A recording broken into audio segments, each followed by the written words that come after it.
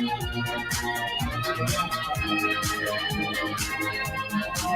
listening to Fade to Black with Jimmy Church on the Game Changer Network.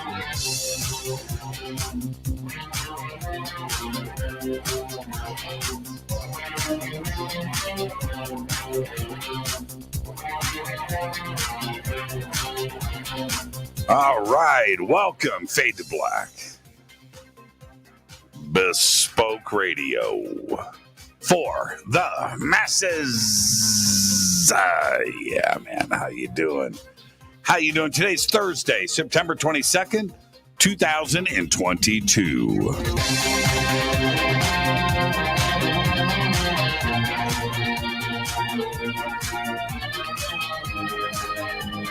I would like to welcome everybody listening all around the world, all across the United States. Hither and thither, to and fro, back and forth, up and down, east and west, north and south, far and near. This is Fade to Black for KJCR, the Game Changer, and NX Networks, Race Hobbs.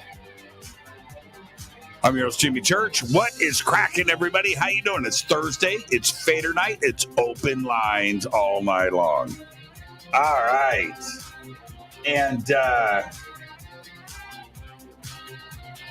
you know the call-in numbers. Oh, wait a minute. Here, let's do this. Just in case, right?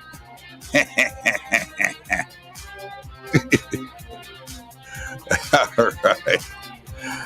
Oh, man. What a great week on the show. And, okay. Here we go. Is this what it's going to be? Is this what it's going to be tonight? Everybody trying to jump in early. Normally, I just ignore calls for the first half hour. And, but here. Okay. All right. I'm putting you on hold.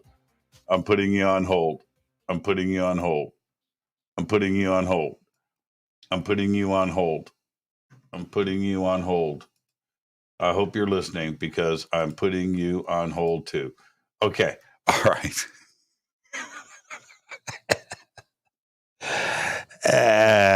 Yeah. Okay. All right. What am I doing? Somebody help me, please. Please. All right. It's Fadernight. It's open lines all night long. Your calls, your conversation. It's UFOs. It's the paranormal. It's conspiracy. It's time travel. It's the supernatural. It's lost history. It's food. Food. I guarantee a call tonight about guitars. I guarantee a call tonight about guitars. So there you go. Somebody, I don't know where it was.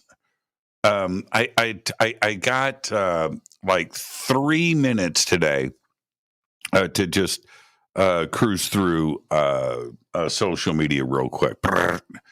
And man, I just had an amazing, fantastic day, but it was all busy. And somebody said, Jimmy, what's the orange guitar behind you, below you? It kind of looks like a flying V. And I went, because I was like, orange is, I think they're talking about that. That is a Gibson Modern. That's right. That's a Gibson Modern, except it's not. That is the holy grail of guitars because Gibson allegedly made them, but nobody has one. Right? Okay, it's a long story behind it. But if you look up the Gibson Modern and the mystique behind it, it's like the holy grail, right? It was allegedly shown at the Chicago NAMM show in 1958. People saw them in the Gibson booth, or did they? Gibson says that they didn't take them to, but there's there's photographs of them. Nobody's got one. The only person that says that they have one is Billy Gibbons, but he's never had it. He's never brought it out in public. He refuses to show it to people. There was like an album cover with the guitar in the back seat of a car. It wasn't even a clear shot, right? So there's just that. And so Epiphone did a limited edition release of the guitar. Gibson's made other ones since then. That's another story. But so Epiphone came out with these really cheap versions. That's a cheap guitar. It's a nice guitar, but it's not, the stratospheric number. So what I did, can we talk? So this is what I did with this guitar. This is an Epiphone. It's a Carina. It's neck through. It's nice, but it's not a Gibson modern. But Jimmy, it says Gibson on the top. It does. See that? I bought a Flying V logo, and I took the the Epiphone logo off, and I put a Gibson logo on it, and so now it's a modern. But it's not. Yeah. I'm not going to sell it. Who cares? You can't sell a Gibson modern. You can't fake your way through that. Everybody knows. So, it says Gibson on the top. And Jordan Ziff, he was over at the house a couple of weeks ago. And he comes in, he's looking at it. What's up with that? Dude, it's an Epiphone. I put a Gibson logo on it. Oh, nice. So that's what that is. I'm not going to, it doesn't matter. I don't care. I don't think one of these days I'm going to post a picture of that on Instagram and watch it blow up. Church has got a modern. No, it's an Epiphone. It's a very inexpensive guitar, but it's got the Gibson logo on it.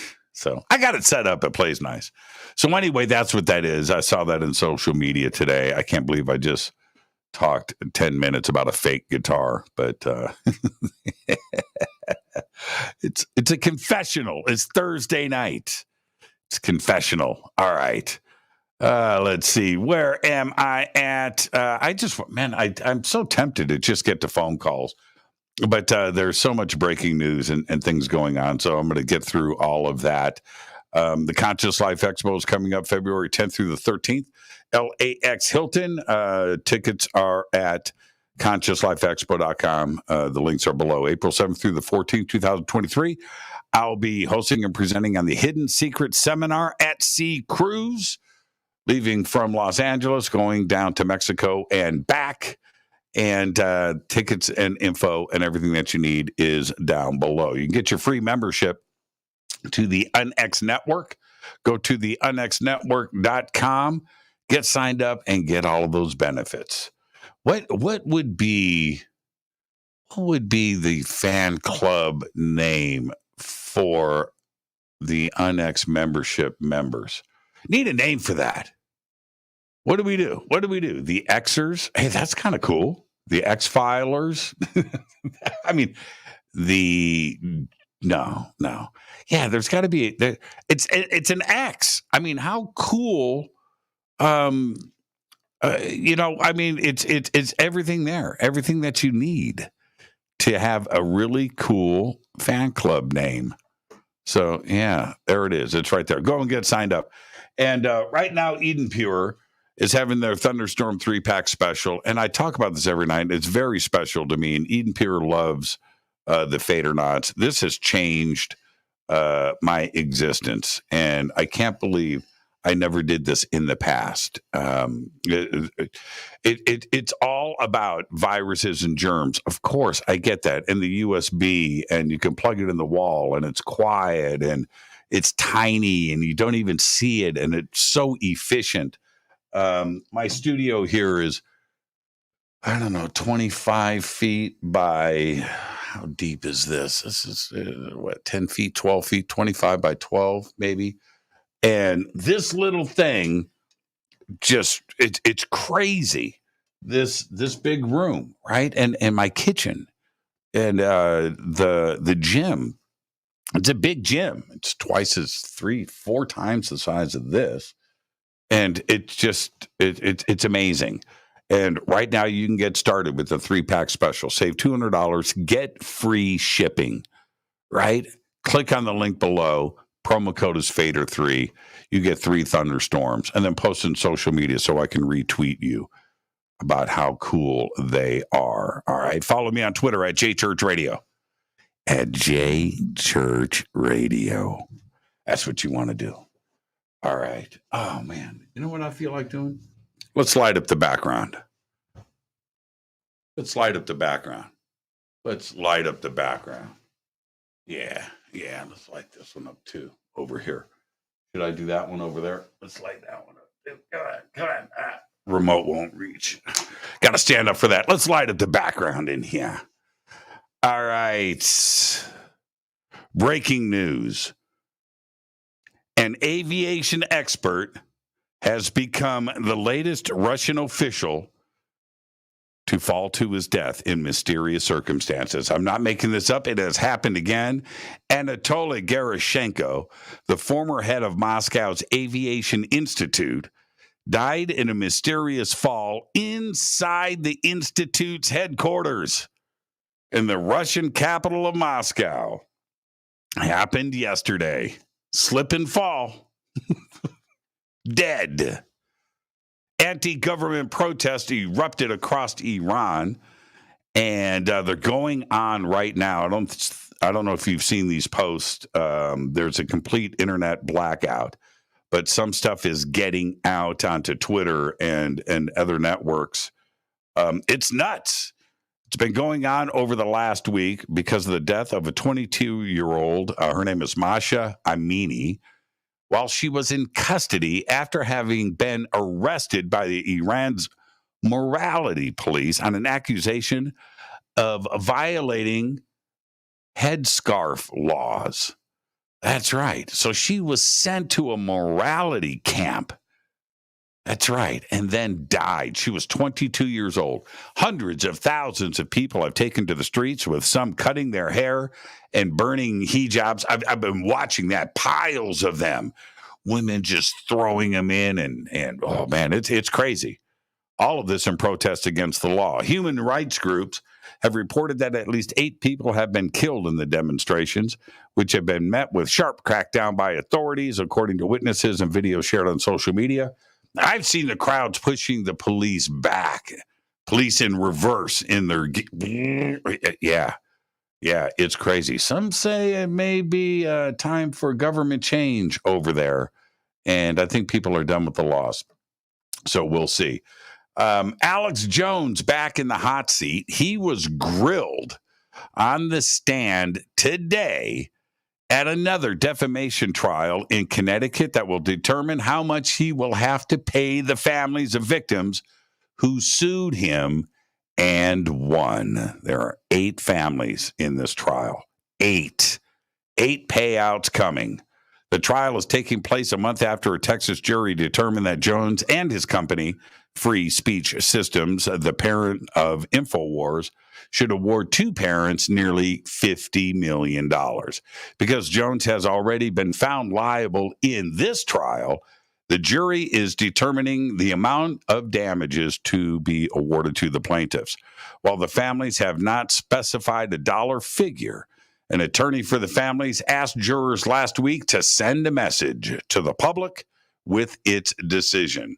Plaintiffs in 3 Connecticut lawsuits against Jones, including family members of 8 school students and employees and 1 FBI agent who responded to the scene, have all been condensed into one trial that started earlier this month, and Jones lost. Incredible.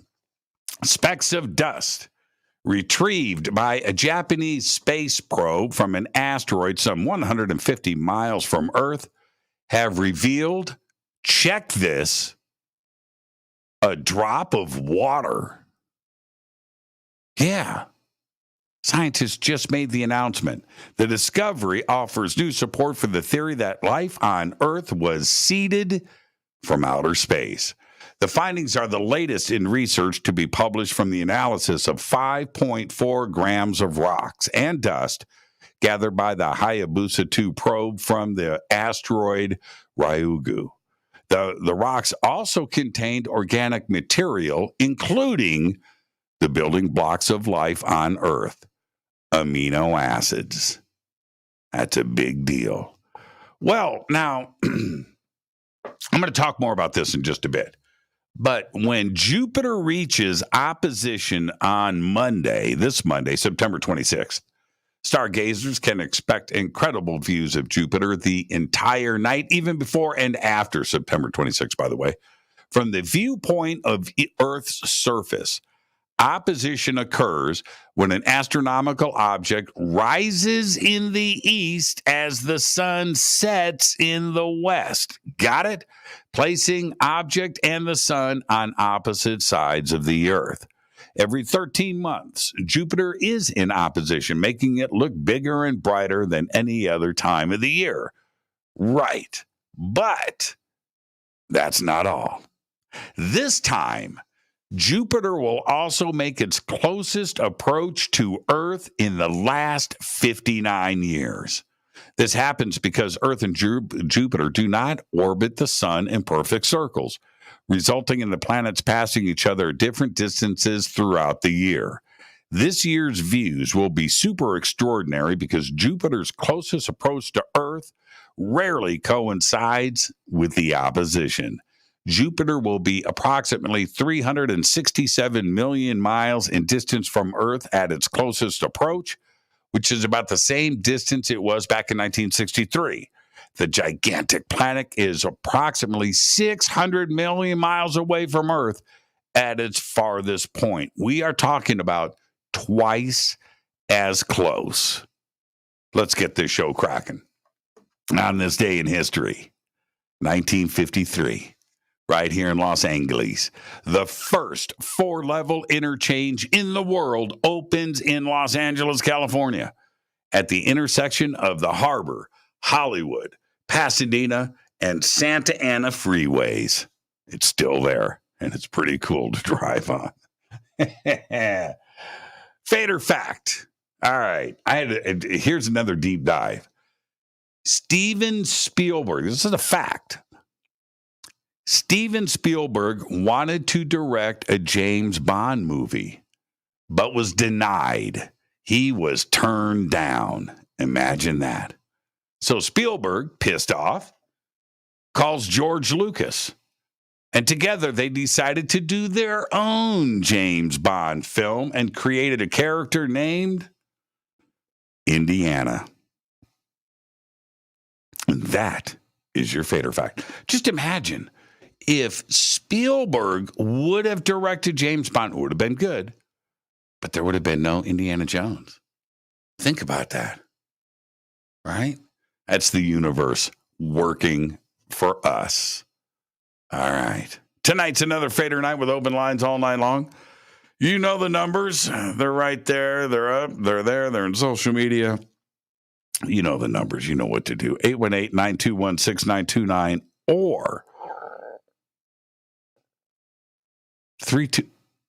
What was that? Did you hear that growl? Okay, I got something in the studio. Did you hear that?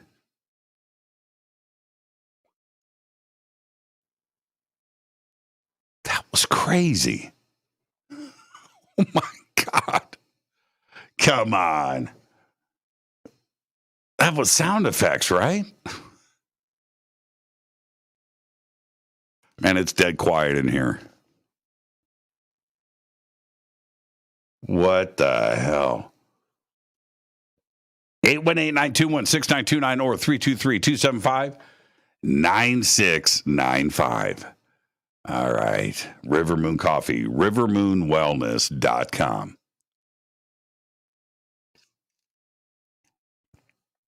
I don't know. It's bizarre. Rivermoonwellness.com, Fade to Black Blend. Did you guys hear that? Let me see. Or is that just me? I thought you took a sip of coffee, not a growl. No. Yeah, you heard it. Okay, good. You had time to smudge. Oh, man. That was pretty cool, though. I heard it. It came out of this ear, which is it's kind of weird because it's a mono mic. But I don't know. Oh, I do have. Ooh. Oh, okay. You guys don't know this. You can't hear it. But I can through the auxiliary. I have another mic that's live. It's right here. Oh, I'm not going to pull it over. I've got an overhead mic that sits back there for when I shoot videos and do other stuff, and it's sitting out in the open, but it's live. It's just on the stand pointing back there. So maybe it came from behind. Maybe that's what picked it up, because that would be stereo. Yeah. Wow. Okay. Anyway, where am I at? Rivermoonwellness.com. I like my coffee, Doc. Fade to black blend. Okay.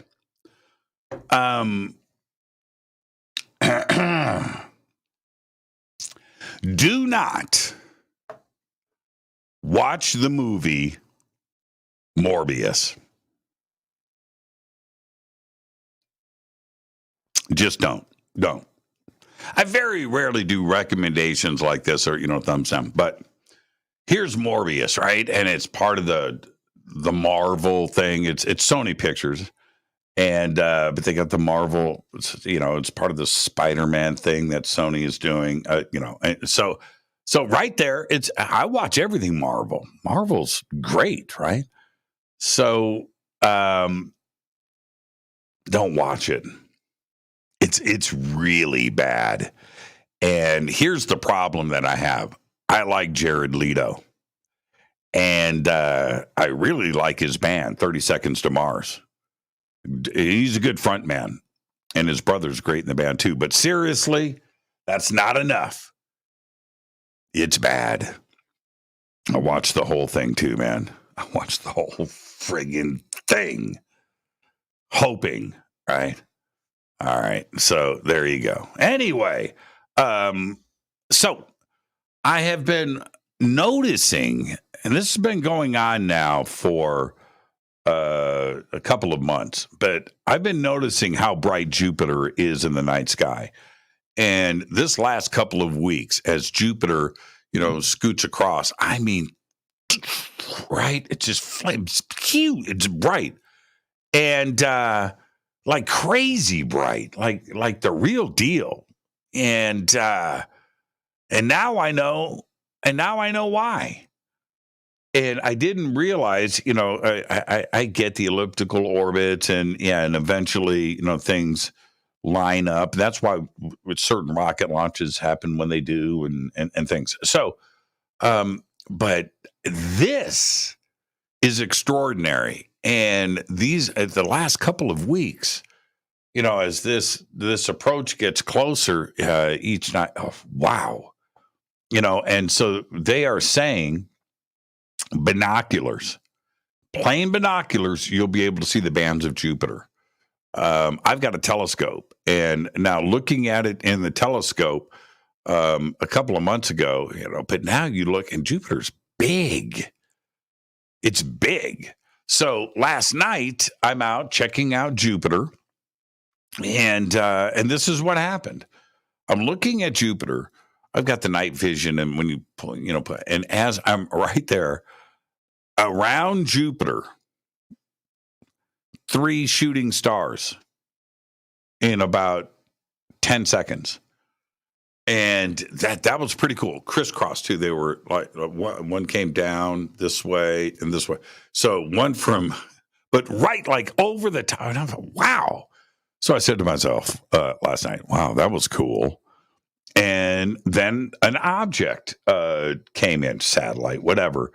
But all of this within 15 seconds, 20 seconds. And then I found out today what is really going on. Jupiter is amazing. And to take the moment last night to look at it and to have all the stuff right away. So, but here's the funny part. I sat out for 30 minutes looking at Jupiter after that. Nothing. I sit down, I look at Jupiter. Pew, pew, pew, pew, pew, pew. It's like, wow. Oh, man, this is going to be one of those nights. I sat there for 30 more minutes. Nothing. Nothing. I went back and I had all that excitement. I should have just stopped.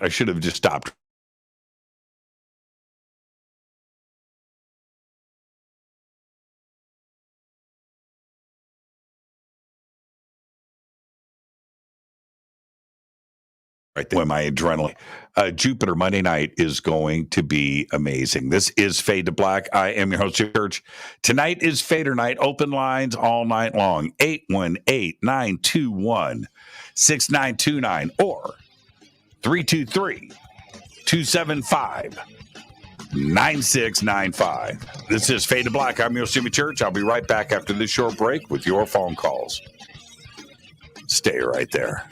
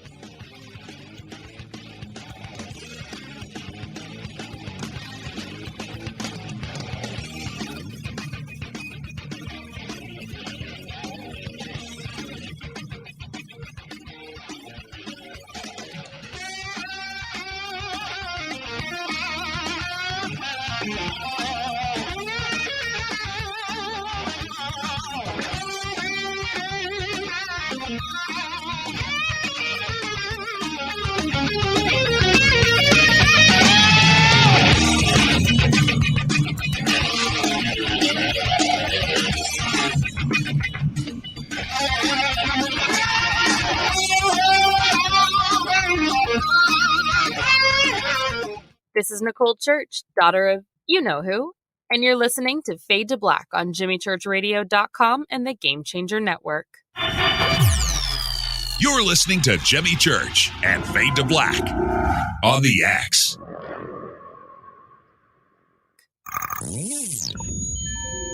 You're listening to Jimmy Church, Fade to Black. Fade to Black will now pause for alien identification. The station that talks the net.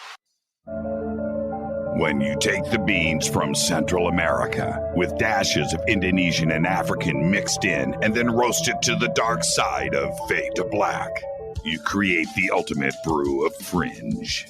Introducing the Fade to Black blend from Rivermoon Coffee. Yes, Rivermoon's darkest customized roast was created for the love of Fade to Black. The alchemy of masterful roasting and smoking the beans is in every sip of this full-bodied, dark Java. I need my coffee dark, deep, with distinct bittersweet chocolate highlights, just like the bunker. Leaning further into the darkness of the roast is Fade to Black blend from Rivermoon Coffee. Just click on the banner at JimmyChurchRadio.com and use the promo code F2BBLEND for 15% off of your order today. This is the only way forward. This is Fade to Black. Make contact. This is Jimmy Church of Fade to Black, and you can get our podcast for just $2 per month. All you have to do is click on the podcast banner over at JimmyChurchRadio.com. Hello, Fadernauts. Jimmy Church here. You've seen me with my Thunderstorm. Now you can purify the air in your home and get healthy, clean, fresh-smelling air and eliminate odors just like I do right here in the bunker. The EdenPURE Thunderstorm uses oxy technology that naturally sends out O3 molecules into the air which seek out odors and air pollutants in your home.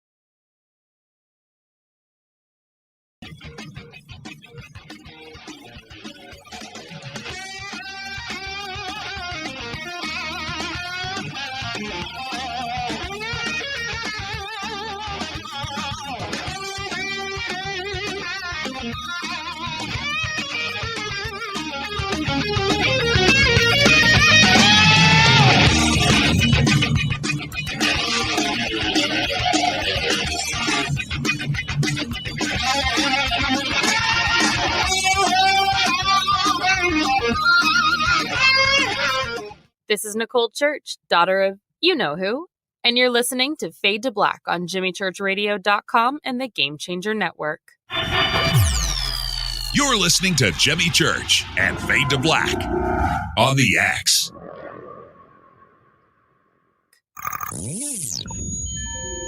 You're listening to Jimmy Church, Fade to Black.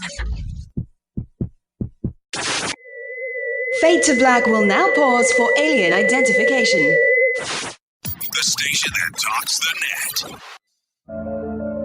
When you take the beans from Central America with dashes of Indonesian and African mixed in and then roast it to the dark side of Fade to Black, you create the ultimate brew of fringe.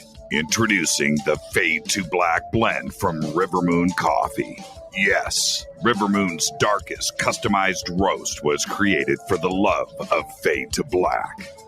The alchemy of masterful roasting and smoking the beans is in every sip of this full-bodied, dark Java. I need my coffee dark, deep, with distinct bittersweet chocolate highlights, just like the bunker. Leaning further into the darkness of the roast is Fade to Black blend from Rivermoon Coffee. Just click on the banner at JimmyChurchRadio.com and use the promo code F2BBLEND for 15% off of your order today. This is the only way forward. This is Fade to Black. Make contact.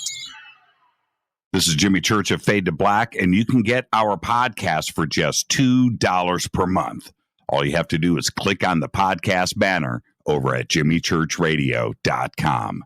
Hello, Fadernauts. Jimmy Church here. You've seen me with my Thunderstorm. Now you can purify the air in your home and get healthy, clean, fresh-smelling air and eliminate odors just like I do right here in the bunker.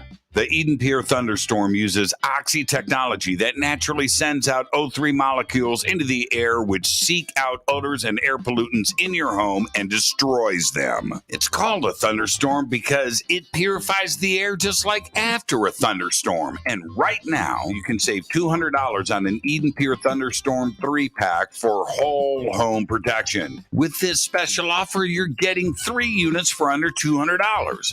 Seriously. Go to EdenPureDeals.com and use Fader3. Shipping is free and it's easy. Just scroll down. You'll see my name right there, Jimmy Church. Click on it and get your deal today. That's EdenPureDeals.com. You have an interest in the paranormal? Then you'll love the unxnetwork.com. The X is your streaming audio and video for everything supernatural, strange, and mysterious, like UFOs, Bigfoot, ghosts, and so much more. From hosts like Jimmy Church, Whitley Strieber, Micah Hanks, and Christina Gomez. Visit the unxnetwork.com show page for a complete list of all the paranormal programs you'll find on the X. Be sure to follow us on Twitter for updates at KUNXDB. Follow our Facebook group, UnX Network. Find the podcast on Spotify, iHeart, Audible, and Apple Podcast. It's time. It's new. It's the X. 9 out of 10 geneticists agree. Fade to Black is not your father's radio show on the Game Changer Radio Network. Hi, this is Rob Reiner from Anvil, and you're listening to JimmyChurchRadio.com. What's up? I'm Chris. What up? This is Kyle Massey. You're listening to Jimmy Church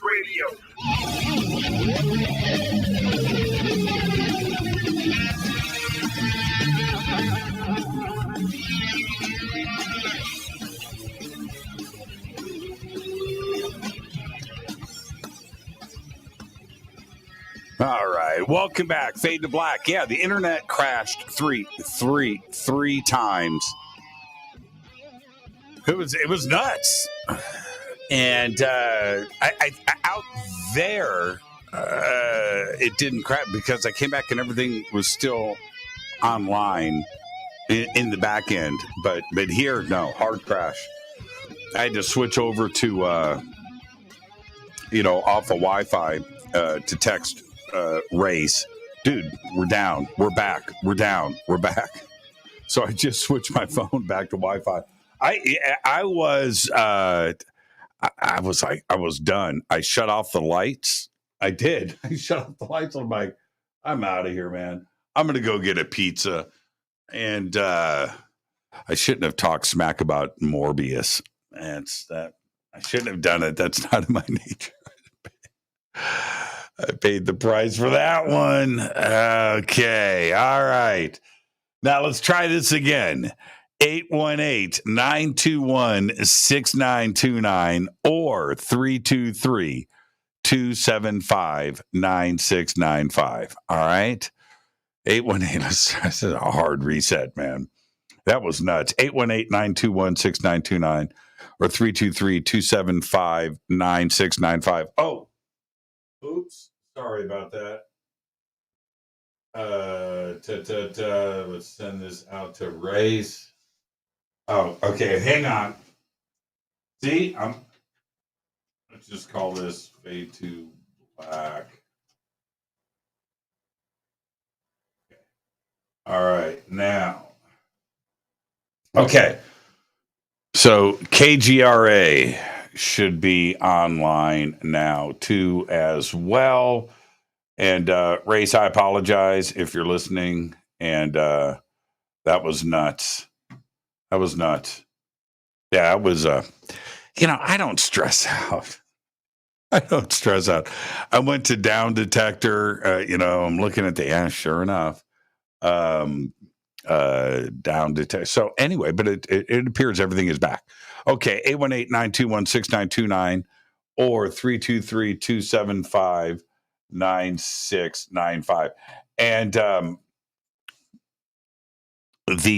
that growl, right? There's like three of them. It's like,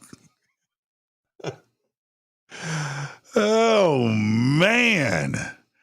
I don't get upset anymore. Before I get to the calls here, I tell the story often. I'll just share it real quick, but it's this.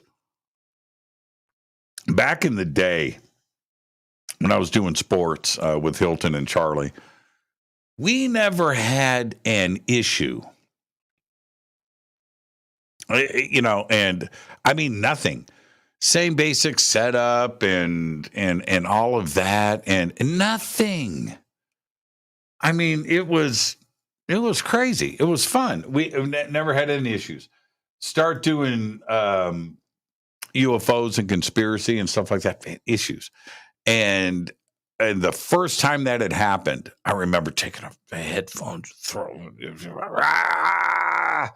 get a kick and stuff and all upset. And then it happened again and then again. Now it's just like, whatever, man. Whatever. Don't care. I swear. It's just part of what we do. Okay, so with that, let's see who's up first. Hi, you're live on Fade to Black. Who's calling? Hey, Jimmy, it's Paul from Grants Pass. How are you? Feed the growler. Feed the growler. Okay. You there? Yeah. You gotta feed the growl, man. Are you speaking? Are you speaking in tongues? Pretty close, I guess. You've got a visitor of some kind there. Yeah, definitely. I think definitely. You're a little muffled. You're a little muffled, Paul. You need to speak into the phone. Okay, let me get up a little bit. How's that? Better? Okay, that's fine. What's on your mind tonight? Well, first of all, I want to compliment you on your three guests. Melissa, Christina, and Geraldine this week were awesome. I really, really enjoyed them. Usually it's some of the high-powered people with a big rep that get my attention, but these three absolutely knocked it out of the park with you. Yeah. I really, really feel that way. Yeah, totally cool. I agree with you. Okay, so what else is going on?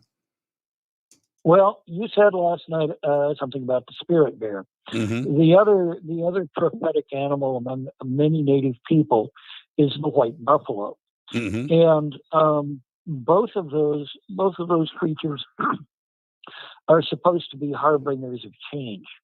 I've done some research into this, and we can talk at length about it. But I wanted to go back to the other thing that you mentioned during that time, that nobody really remembers the Cuban Missile Crisis. I remember the Cuban Missile Crisis. I was 7 years old. It came into my house every night at dinner time. We had the presentations of the missiles. We had the films at that time of the destroyers intercepting the cargo ships, and everybody was scared spitless. Yeah, I mean, I don't know anybody who wasn't. Just let me ask you. I've got about 90 seconds, Paul. Completely stressed out, right? I mean, nothing compared to today. It just must have been insane. Absolutely. Same thing with the 72 Arab-Israeli war. We were within a gnat's eyelash of going nuclear during that. When we resupplied the Israelis after the first onslaught, if the Russians had knocked down one plane in the air bridge, it would have been all over. Yeah. That was pretty tense too, as well. That I remember. I remember that going down. But like I said, today it's stressful. But I can't imagine trying to get sleep in 1963 with that going on off of the coast of the United States. Yep, I had nightmares for years, boss. It was absolutely terrible. Occasionally still get them. I know you've got just a short time here. Sometime when you can talk, we can talk about the spirit bear. We can talk about the white buffalo, what it means, and Native American nukes, because I'm convinced that some of the things, the ghost dance, the burial of the rain rock, other things like that, were attempts to drive the white man off the North American continent. There you go. And they were Native American nukes. Yeah, I agree. Yeah, that's a good way to put it. Hey, Paul, enjoy your weekend, man, and thank you for everything, my friend.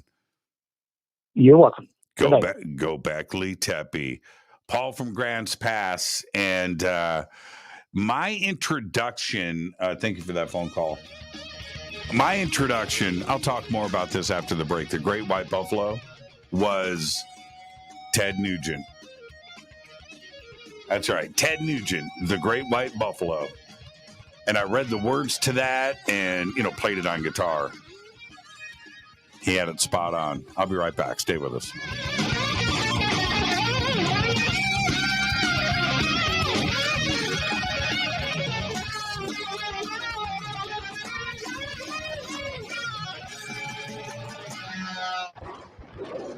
This is Fade to Black with Jimmy Church on the Game Changer Radio Network. Your 1 million gigawatt paranormal powerhouse, KUNX-DB, VX. Hello, Fadernauts. Jimmy Church here. You've seen me with my Thunderstorm. Now you can purify the air in your home and get healthy, clean, fresh-smelling air and eliminate odors just like I do right here in the bunker. The EdenPURE Thunderstorm uses oxy technology that naturally sends out O3 molecules into the air, which seek out odors and air pollutants in your home and destroys them. It's called a thunderstorm because it purifies the air just like after a thunderstorm. And right now, you can save $200 on an EdenPURE Thunderstorm 3-pack for whole home protection. With this special offer, you're getting 3 units for under $200. Seriously. Go to EdenPureDeals.com and use Fader3. Shipping is free and it's easy. Just scroll down. You'll see my name right there, Jimmy Church. Click on it and get your deal today. That's EdenPureDeals.com. This is Billy Carson, founder and CEO of ForbiddenKnowledge.tv. ForbiddenKnowledge.tv is the fastest growing and one of the most watched networks in the world. And I would like to personally invite you to check out our expanding library of TV, film, lectures, and special presentations. ForbiddenKnowledge.tv has over 6,000 videos covering lost history, health, UFOs, spirituality, and our future. We are committed to our community, and with my personal invitation, you can right now get your own free 30-day membership at forbiddenknowledge.tv. Your own library of information starts today at forbiddenknowledge.tv. Because you never got that pony you always wanted. Damn it. Jimmy Church and Fade to Black on the Game Changer Network. Listen, I know, and you know, that you've always wanted your first crystal skull. Or maybe you're a collector just like me, but you just don't know where to go to find the real thing. Then I met Carolyn Ford over at EinsteinTheCrystalSkull.com. Carolyn is the guardian of Einstein, one of the most respected ancient crystal skulls in the world. All of her unique skulls have been imprinted sitting with Einstein in his sacred lodge and are carved from the finest gemstone and materials. Imprinting is the process of receiving the ancient wisdom from the master skull or master computer. Einstein, the ancient crystal skull. To see Carolyn's current collection of crystal skulls, just visit her store at EinsteinTheCrystalSkull.com or click on the banner over on our site. Don't forget to use the promo code Jimmy at checkout to receive 10% off of your order today. That's promo code Jimmy. Finding your first or next crystal skull is easy. Just visit EinsteinTheCrystalSkull.com. Hello, I'm Katie, and you're listening to my main man, Jimmy Church, on JimmyChurchRadio.com. Hi, this is Ray Hobbs here, repping the planet, and you're listening to my good friend, Jimmy Church, Fade to Black. This is Toby Kebbell. You're listening to JimmyChurchRadio.com. Don't hurt me, Jimmy. I'm only little. Hey, I'm Adrian Grenier, and this is Ari Gold. We're the Honey Brothers. We're of the Honey Brothers. Hey, I'm Adrian Grenier, and I'm Ari Gold. We're the Honey Brothers, and you're listening to Jimmy Church, The Revolution. This is Jimmy Church of Fade to Black, and you can become an official Fadernight by just going to our membership section at JimmyChurchRadio.com. Hello, this is Serena Wright Taylor from Conscious Life Expo, and you're listening to Fade to Black with Jimmy Church, who holds the Lucky Pony record for the best astrological chart since 1963. True story. This is Micah Hanks of the Gralien Report, and you're listening to Jimmy Church on Fade to Black.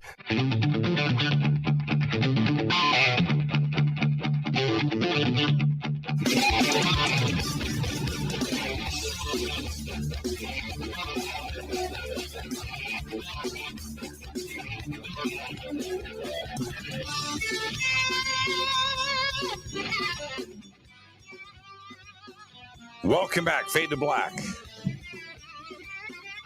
Here we go. I need my Fadernight fix. I almost bailed. I thought, no. I need my Fadernight fix. There's no way. And I'm not going to carry that beast of burden. I'm not. No. It's just not going to happen. Man, I love it when the lights are on in here. I should do that more often. 323-275-9695 or 818-921-6929. And now, because of what happened, everything took a hard reset. So everybody that was on hold is gone. And the phone lines are wide open right now. 818-921-6929 or 323-275-9695. I really need this River Moon coffee. Ted Nugent, Great White Buffalo. I don't want to let that comment go. Here's the deal. Ted came out in the 70s. I'm gonna take a wild crack at this and say 78, 79 with a live album called Double Live Gonzo. And Cat Scratch Fever had happened. Weekend Warrior, I think, was the album right after Double Live Gonzo. And Ted was on a rise. He was probably at his peak. I would look at it that way. And but anyway, so on Double Live Gonzo, there was the live version of Great White Buffalo, which was amazing. Okay, I'm just going to say this really quick. I'm putting you on hold. I'm going to say this. Whoever is calling in from area code 716, that's it. I'm not going to continue to answer your calls and put you on hold and hang up.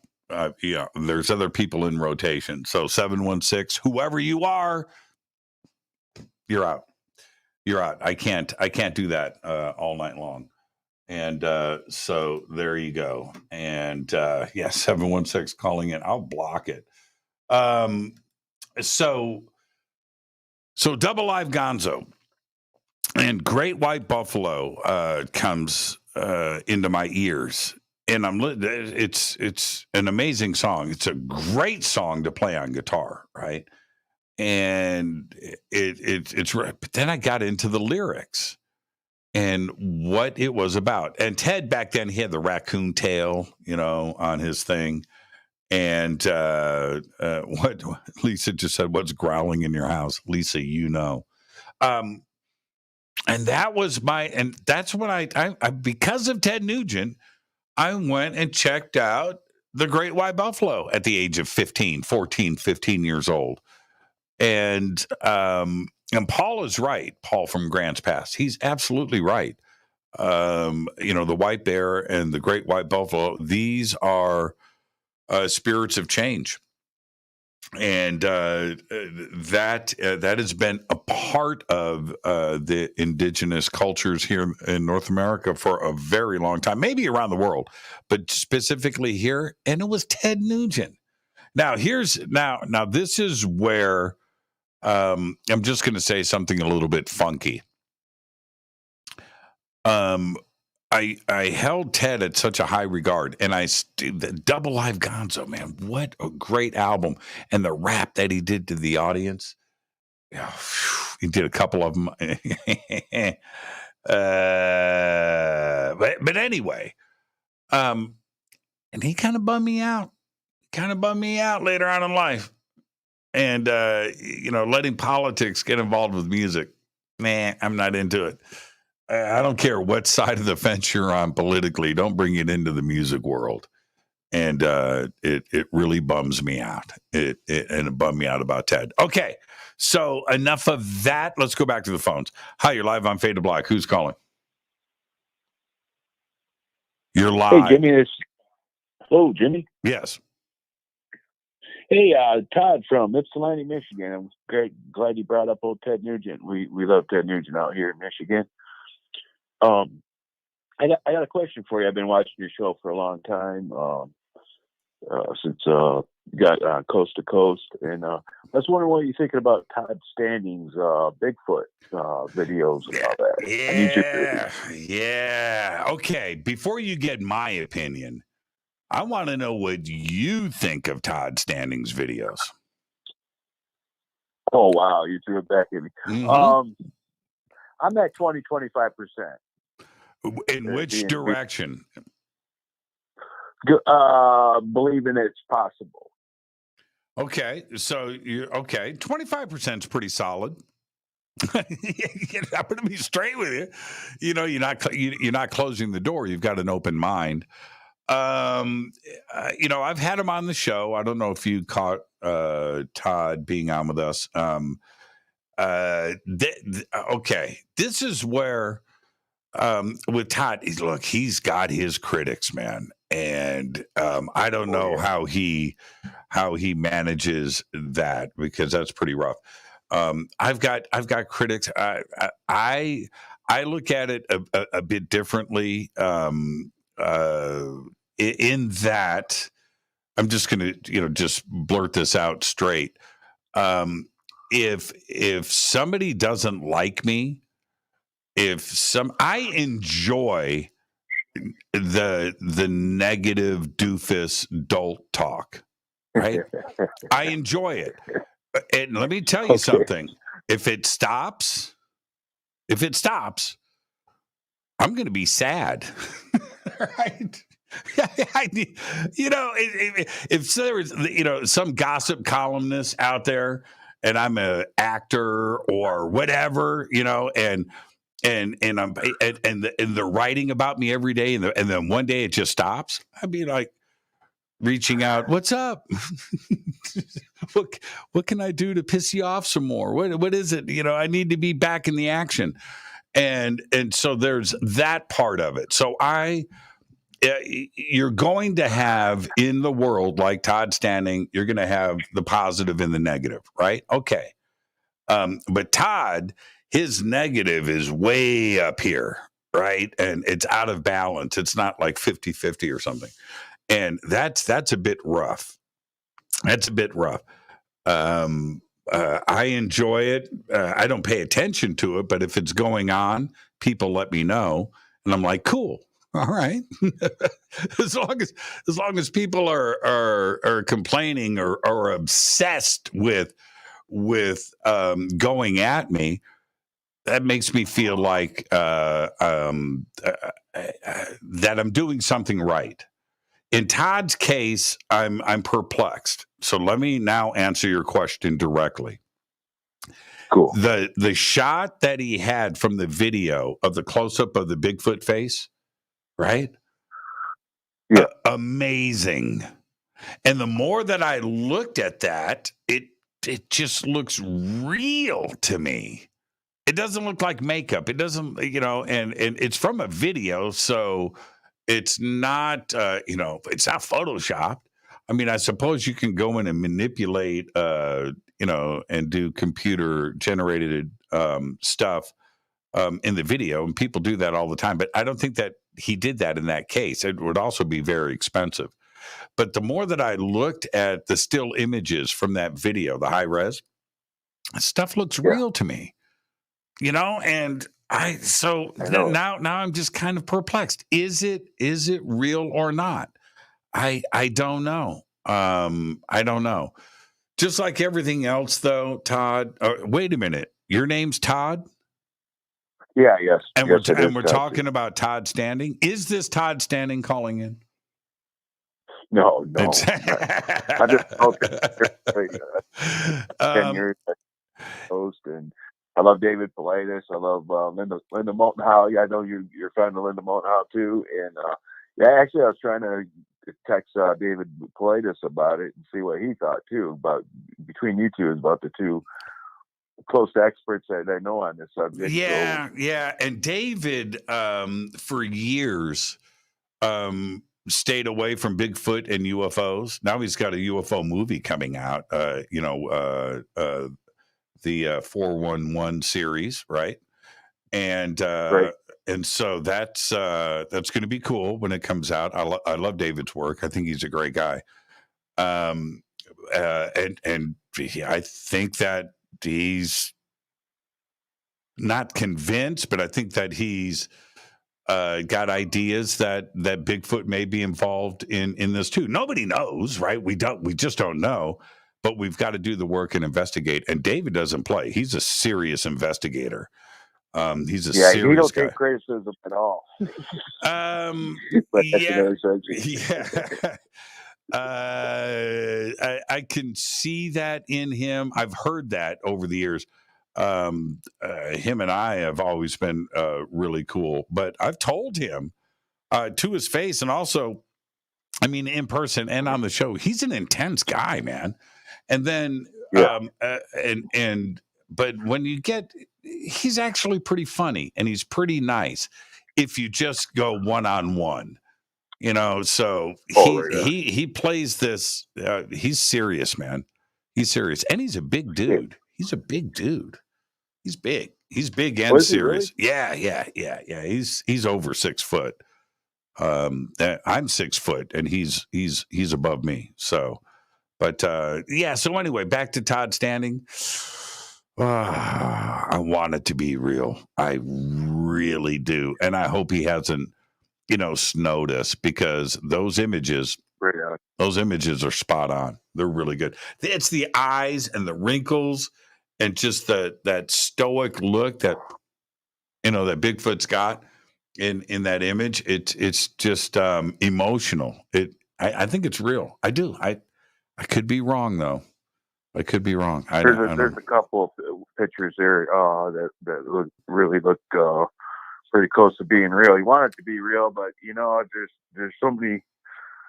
Over the years, there've been so many fake people that finally come out and say, "Oh, I faked it all," and all that stuff. But I don't know this one. He's been going on for a while with it. Yeah, well, see, here's the thing, Todd, is that you go back to, some of the most repeated quotes, the most often quoted quotes, right?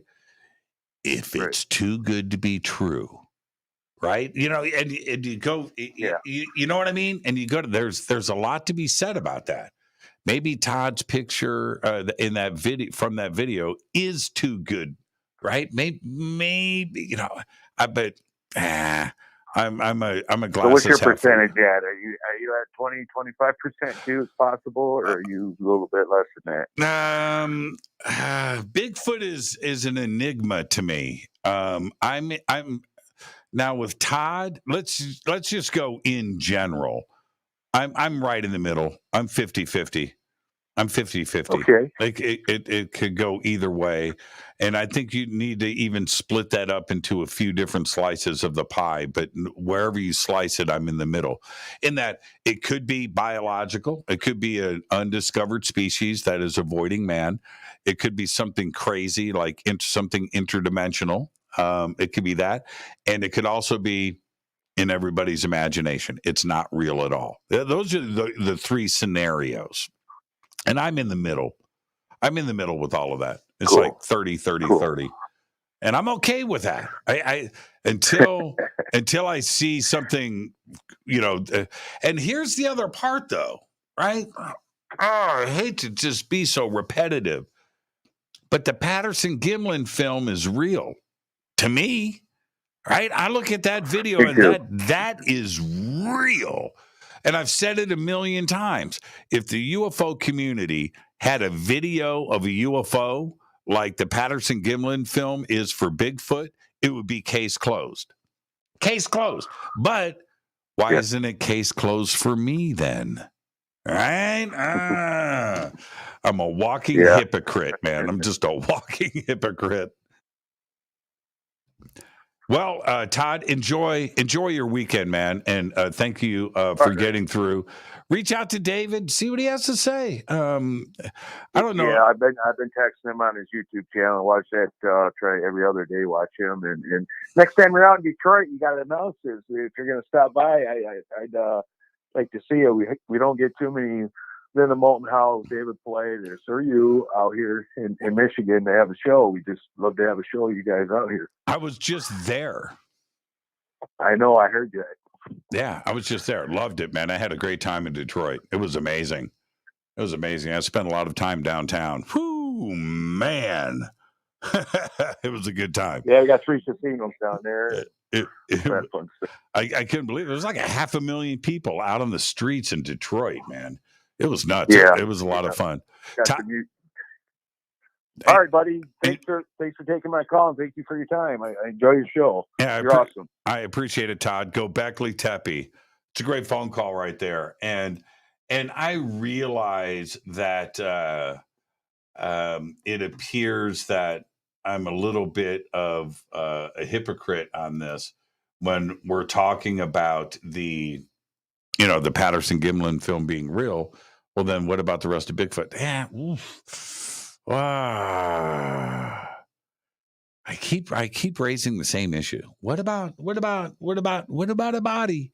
What's up with that? Where are the bones?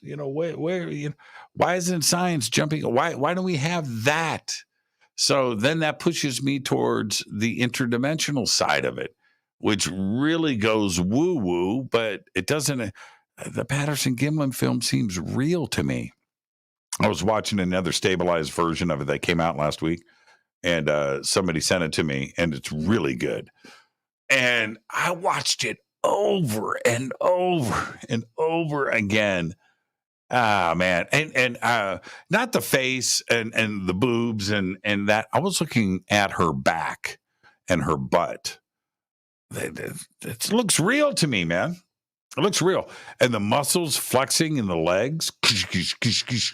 That's not through a suit. That's through skin. So there you go. All right. Where am I at? What am I doing? Okay, let's go to the phones. Hi, you're live on Fade to Black. Who's calling? Yo. Jimmy, it's Ken. How are you? Ken who? Ken Priest. Oh, Ken Priest.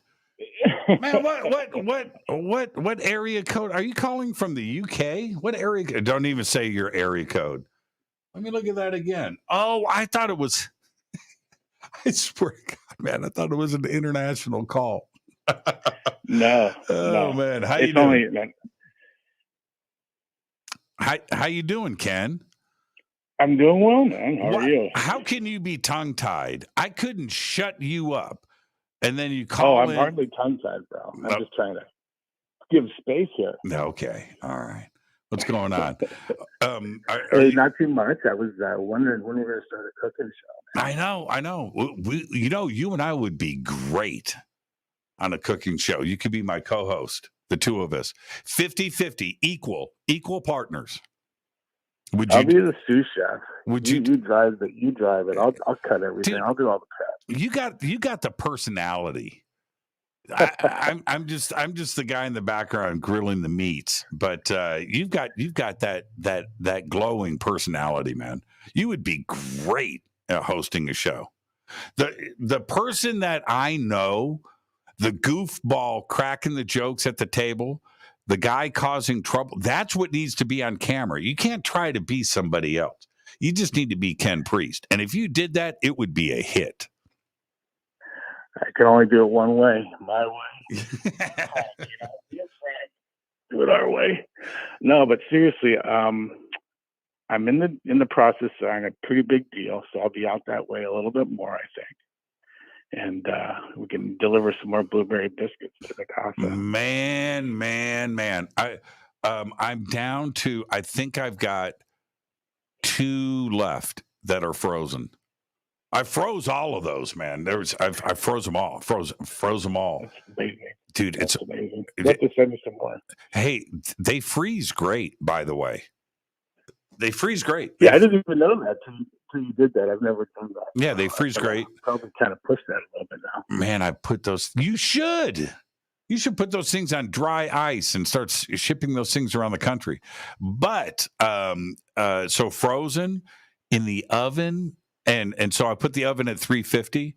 I put them in right away before the oven heats. By the time the oven dings, right, I'm at temperature. They're done. I just pull them out. Oh man. Oh. And you know what they are? They're twice baked.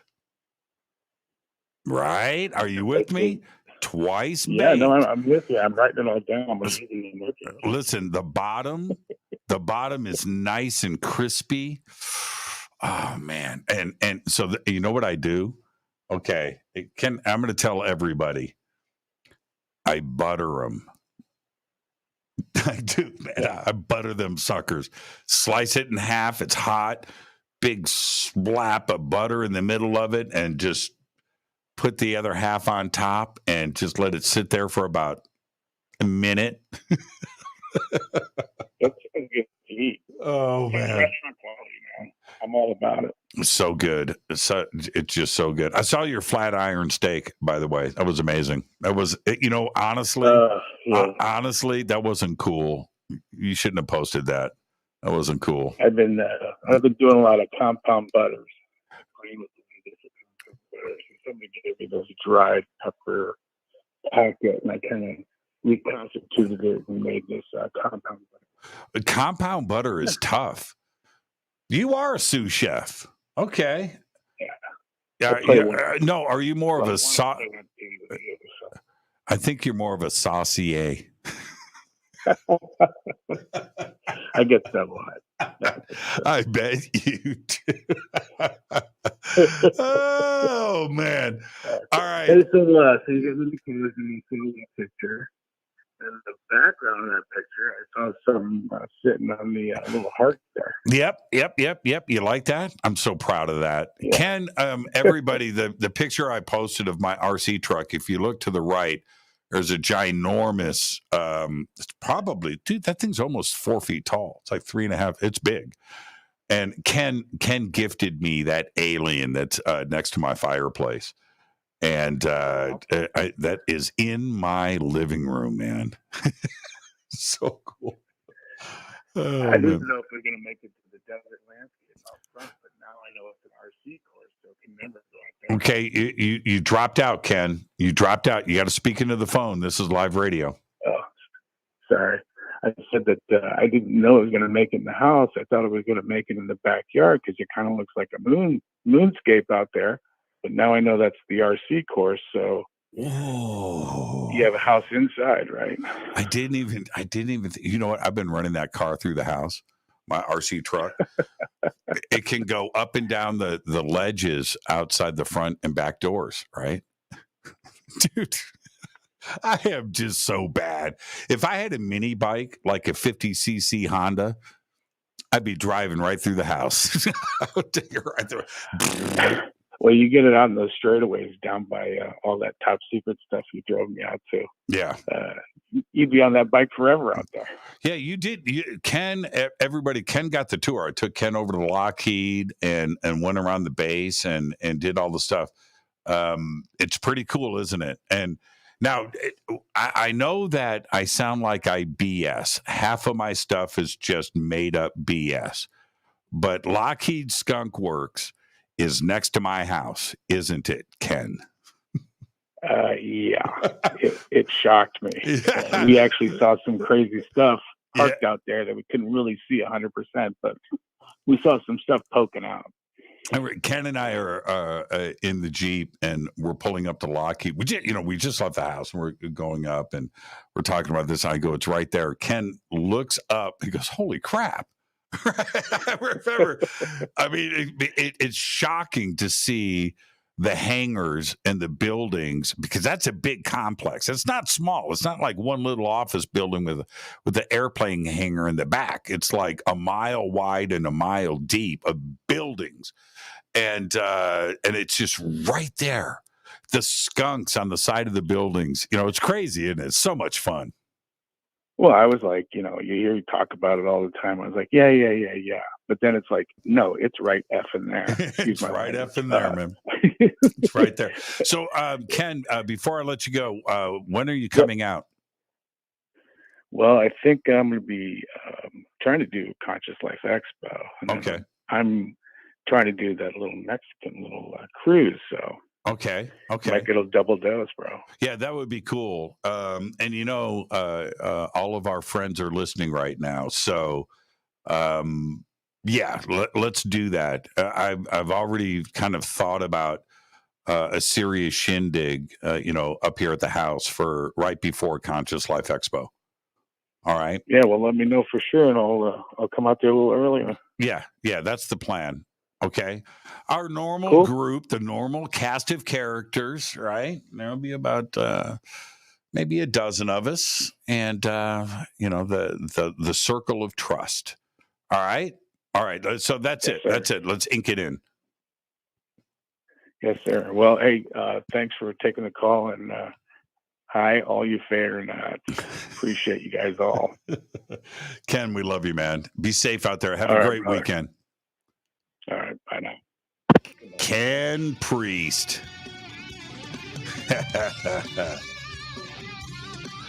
Pure trouble. Awesome. Thank you for that, Ken. Yeah, you need to freeze those. You need to freeze the biscuits and put those things on dry ice and send them to me. This is Fade to Black. It's Fadernight. I'll be right back.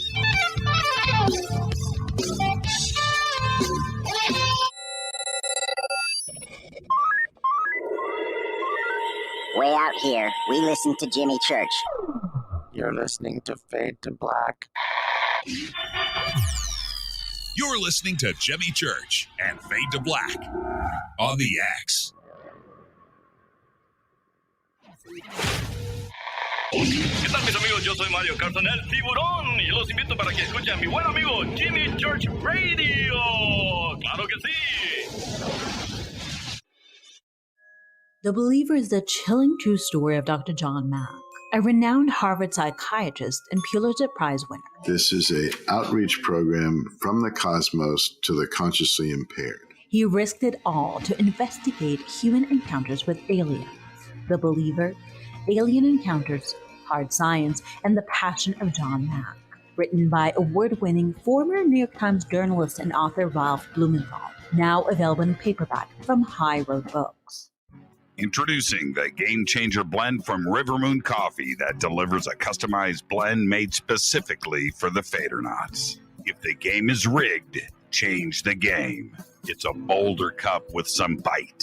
Game Changer is the coffee of choice for those that prefer an organic dark roast that is slightly lighter and milder, but it's still dark. With wild notes of pecans and chocolate with a rich, balanced, full-bodied cup that is roasted to perfection, or a great coffee to start your day as an after-dinner coffee or anywhere in between. Artisan, small batch, roasted to perfection. USDA certified organic, all River Moon coffee is freshly roasted and packaged in the USA. Just go to rivermooncoffee.com or click on the banners over on our site and use the promo code F2BBLEND for 15% off of your order today. rivermooncoffee.com. Do you want to be an official Fadernaut? Of course you do. This is Jimmy Church of Fade to Black. Just go to our membership section at jimmychurchradio.com. Fadernauts, when you think about the future of our country and where we're headed, do you wonder about the food supply? I do. Disruptions in the food supply chain could be disastrous, and they usually occur with little warning. That's why the smartest thing you can do today is to stockpile emergency food, water, and other essentials. I personally recommend My Patriot Supply. They're the nation's largest emergency preparedness company, serving millions of customers for more than a decade. In fact, they're the only source my family trusts for our preparedness plan. You should too. Right now, save 20% off a full 4-week supply of delicious meals that provide 2,000 calories a day. Saving 20% helps too, doesn't it? Especially now. So go to preparewithjimmy.com and get ready. That's preparewithjimmy.com. There's no time to lose. Do it now. So, you love talk radio? Then you'll love TalkStreamLive.com. TalkStream Live is always on, 24/7 with the best streaming talk shows. Find your favorite talkers and discover some new ones. It's free, readily available online or on mobile with any smartphone or tablet. Finding your favorite talk shows all in one place has gotten a whole lot easier. Just go to TalkStreamLive.com. Be sure to download the free apps from Google Play or the iTunes App Store. You listen to us, and we listen to you. And so does the CIA. Hi, I'm Ray Sobbs, and I'm here to tell you about something I really think you're going to like. The UnX Network is a part of a larger group called UnX Media, and one of the things we offer is the quarterly UnX magazine, which is available both in print and digital formats. This amazing magazine covers all aspects of the unexplained and makes for a great coffee table periodical that is certain to spark enlightening conversations in your living rooms. We invite you to check out the latest digital issue for free. Just go to unxnetwork.com/membership and fill out your free membership with your name and email and become a new free member. The new summer issue is now available, and the theme is Time Anomalies, which includes a feature article written by our managing editor, Lee Spiegel. Just go to unxnetwork.com/memberships. That's unxnetwork.com/memberships and get your free e-copy of the UnX magazine today. You are listening to Fade to Black with Jimmy Church on the Game Changer Network. Oi, oi, I'm Reese Evans. You're listening to Jimmy Church. This is Revolution. The revolution will not be televised. The revolution is on radio. Ciao.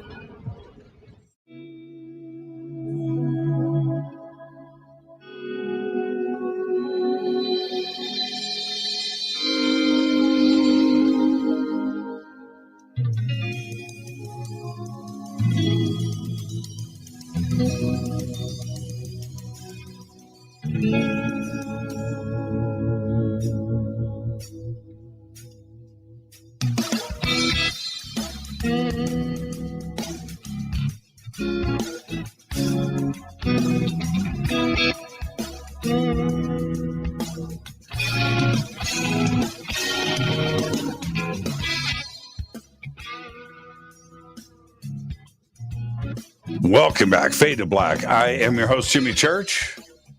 Thursday night, Fader night, open lines all night long. Ken Priest, man. Love that guy. Yeah, I love that guy. You guys want to hear a Ken Priest story before I get back to the calls? You guys want to hear a Ken Priest story?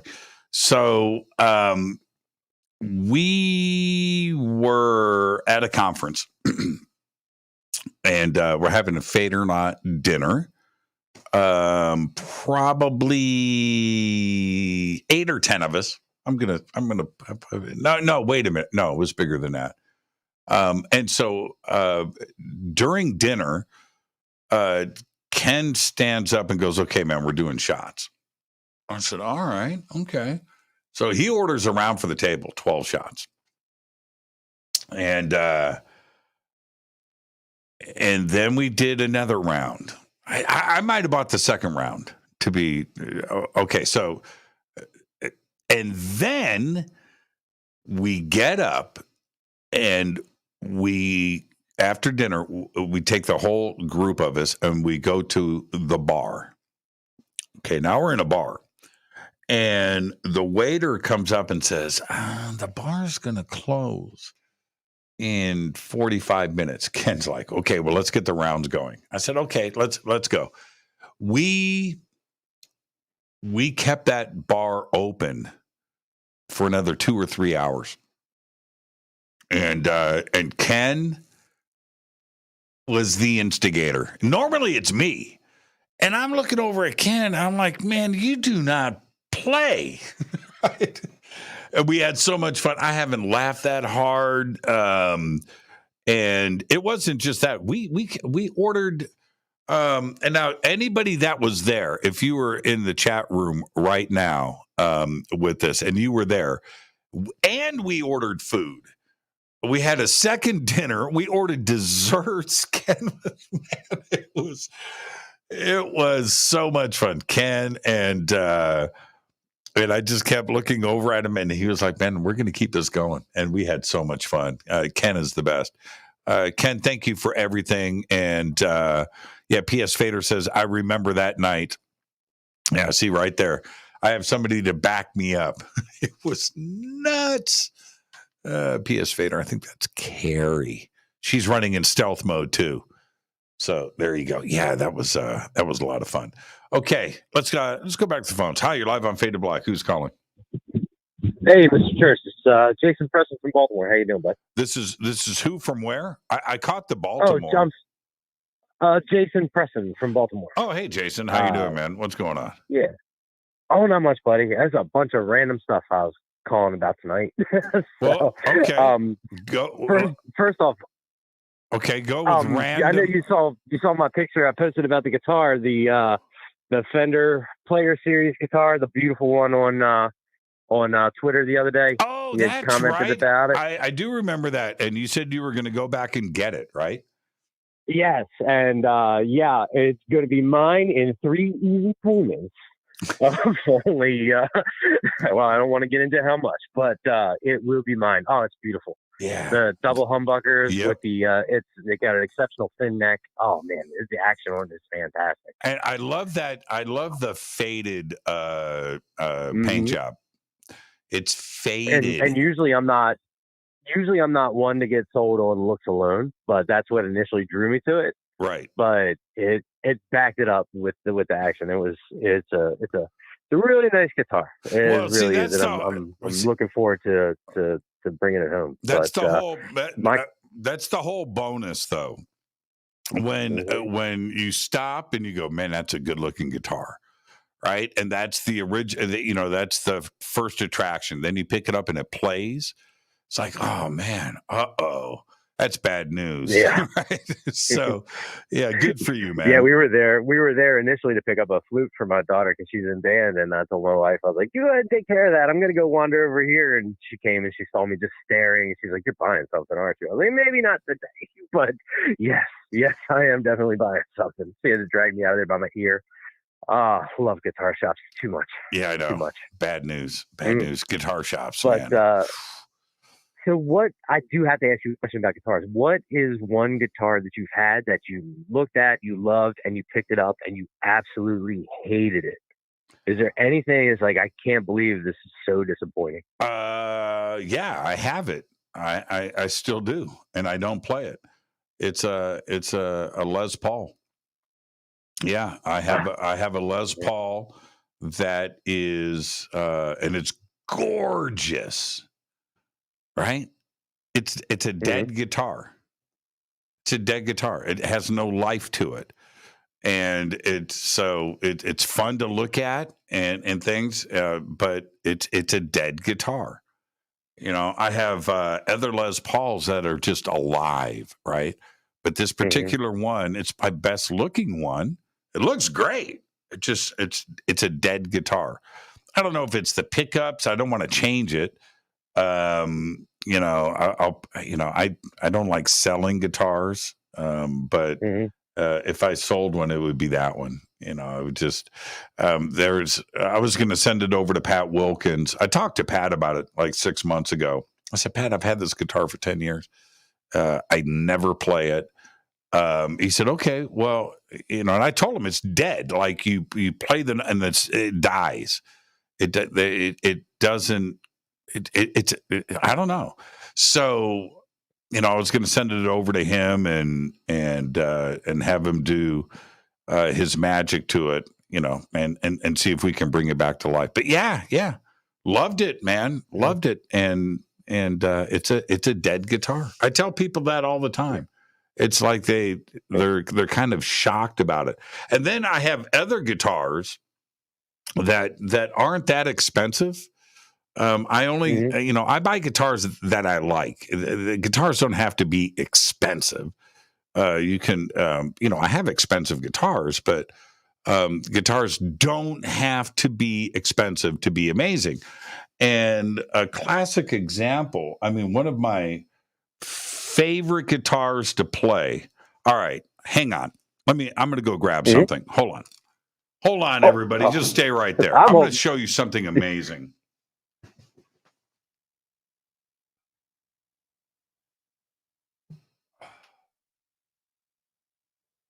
I just picture this in my mind. All right. This guitar right here. This is a Kramer. And it's a Kramer Star. This guitar, brand new. $700. I bought it for $450, brand new. Okay, I made an offer. They took it. It has Seymour Duncan. It's got a JB and a JN, the two best pickups. It's got a bolt-on neck. It came with a painted headstock. I took the paint off and made it wood, you know, like Eddie's, and I got a Kramer decal and put it on. This guitar plays, the neck is $1 million guitar. Sound, it's alive, right?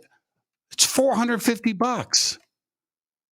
You know, and it's got Duncans in it. It's got a 22 fret neck, maple, bolt on, and for $450, man. You know, and you don't have to spend a ton of money on a guitar. And this guitar, it's just shreds, man. Everything about it is perfect, and it's $450. And I'll grab that thing. Money. I'll grab that thing off the wall first. You know, it's just a perfect guitar. $450. I think it's $700. You know, list price. You don't pay list. You know. No, that's how I feel about my Court. I have a beat up Court. I think it was Taiwanese. It's like a Strat clone, but it's a Court, and that's what I go to more often than anything else. And it was a cheap guitar. I actually got it for doing a side job, just work. And the guy was like, "Hey, I don't you know, I have a whole lot of money for the side job. And I was like, oh, well, you know, throw the guitar in, and that's the one I go to. And like, I've had a lot. I love that. I've had a lot of guitars. I had a 62 Fender Jag Stang, and I love it, but I tend to let it sit there a lot, and I go to the court. There's no, like, money doesn't really, it doesn't give you the whole picture. Like, it's just, certain guitars just have something to them. They have a life of their own. They have a certain soul. And sometimes you just jive with a guitar, and it doesn't matter what it costs. It's just what you get out of it and what you put into it. It's, you know, you can never tell, you know, and money is not a good gauge of that sort of thing. No, it's anybody not. who's played guitars and gone through that whole thing. It's just, I'm sure it's that way with other instruments too, but it's especially like that with guitars. It is especially like that with guitars. And if you have a basic knowledge and you're not scared to work on them, you know, like this guitar, I did a fret job to it, polished it, leveled it, you know, shaved the side of the neck down, got rid of all the, you know, so all the frets are rolled, and you have to know what you're doing with that. I've got all the tools to do that. But if you take the time to do that and you set it up and do it, in the end, you've got a great playing guitar. It's got great pickups in it, and that thing is perfect. And it's $450. And and the funny thing is, nobody could offer you enough money for you to part with it. No. I made it my own. I took the paint off the headstock, and it had a white headstock on it, and that had to go. So and so you put all of that work into it, and reapplying the decal and stuff, and now that thing is magic. And it, like I said, it's $450. There are guitar players out there that would look at that and go, $450, nah, man, that's not good enough. You know what? Just go and play your $5,000 guitars at that. But this, and you're right. There's no way. This will be in the will to my daughter. She's gonna, this thing is never going to go anywhere. And it looks good, man. You know, I shim the neck. Yeah. It's got a neck shim in there, and it's just a perfect guitar. This thing is just awesome. It's awesome. $450. I keep saying it. $450. It's a Kramer, man. I don't care if it's made in Indonesia or wherever. It's just it's a perfect guitar. It's just labels, man. It's just labels. That's it. That's it. That's it. Okay, so what else is on your mind, Jason? What's that? What are you TV? Can we jump to TV shows for a second here? Like I said, I got a random list of things. Okay. Are you watching House of the Dragon? No. Really? Now, can I tell you why? Sure. I'm just curious. Sure. I'm a huge Game of Thrones fan, and Game of Thrones was perfect, right? Loved it. And now I've actually gone back and watched the entire, what it was, 5 years, 6 years, a second time. 89, I think. 8 years, whatever it is, I've watched the entire thing. So this time around, when it premiered, I watched about 30 minutes, 20 minutes of the first episode, and it didn't grab me. So I backed off, and I am going to wait for the whole season to be there, and then I'm going to binge it back to back, and I'm going to get into it. The first episode, no, it didn't have the life to me. You go back and you watch the first episode of Game of Thrones, episode 1, season 1, and all that stuff goes off, man. People jumping out windows, kings getting beheaded, and it was like that first. You're like, whoa, right? Okay, and it set the tone for everything that was about to follow. That first episode of Dragons for me just didn't do it. And you know what? Same thing with what is it? The Lord of the Rings? What's that called? Yeah. The Rings of Power. Rings of Power. Mm-hmm. I got 2 episodes in, and I'm just going to wait. I'm going to wait till it's all there, and I'm going to binge the whole thing at one time and take another crack at it. So there you go. Yeah, Rings of Power is something I haven't touched yet, but I'm pretty House of the Dragon. After the second episode, well, I'm not going to spoil anything, but I have much respect to you if that's how you want to watch it. I'm sure it'll be great, but it is quite enjoyable, and I think once you get into it, hopefully you'll enjoy it. I don't want to, obviously I can't. Your mileage may vary, but it's quite enjoyable, and it's captured a lot of that Game of Thrones feeling that I missed towards the later seasons. So, yeah. It's okay. really good. I'm hoping for that. Okay, so the other night I was complaining about Thor: Love and Thunder, that it was a stand-up comedy routine, right? And it was. So, but I went back and I watched the second half of the movie, no jokes. It was weird. It was like it's 2 different movies. And it ended up having a great ending. And the last 30 minutes of the film, the last 45 minutes were strong. After I blasted it on the show, the first 45 minutes, the first hour, it was unwatchable to me. I didn't get, and it was like every 5 seconds, every line of dialogue was comedy, stand-up comedy, one-liners, punchlines, and I couldn't get into it. When I stopped watching it, from where I stopped and where I picked up from that moment forward, there were no jokes. The second half of the movie was completely serious. The thing about Love and Thunder, like I had a problem with Love and Thunder at first too, because it was all comedy. But then I rewatched it and I realized the entire movie is being told through the eyes of Korg. Korg is basically recounting the entire movie. So then I was like, that's why it's so fraught with jokes and non sequiturs, and it's told through his perspective. So I kind of forgave it a little bit. I caught that too as well, and that's always been his personality, right? And so you have to. I knew that he was doing the narration, right, and he was telling the story. I got that, but you're 100% right. You got to give it a little bit of credit. Thank goodness that the second half of the movie was absolutely amazing, spot on Marvel, and some of those action scenes were just insane. They were just great.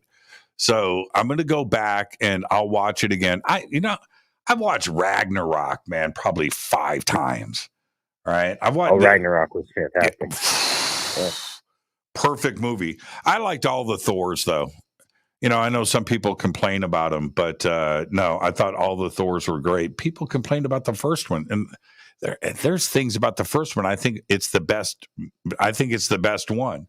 But I really loved Ragnarok. That was epic storytelling right there. That was really, really good.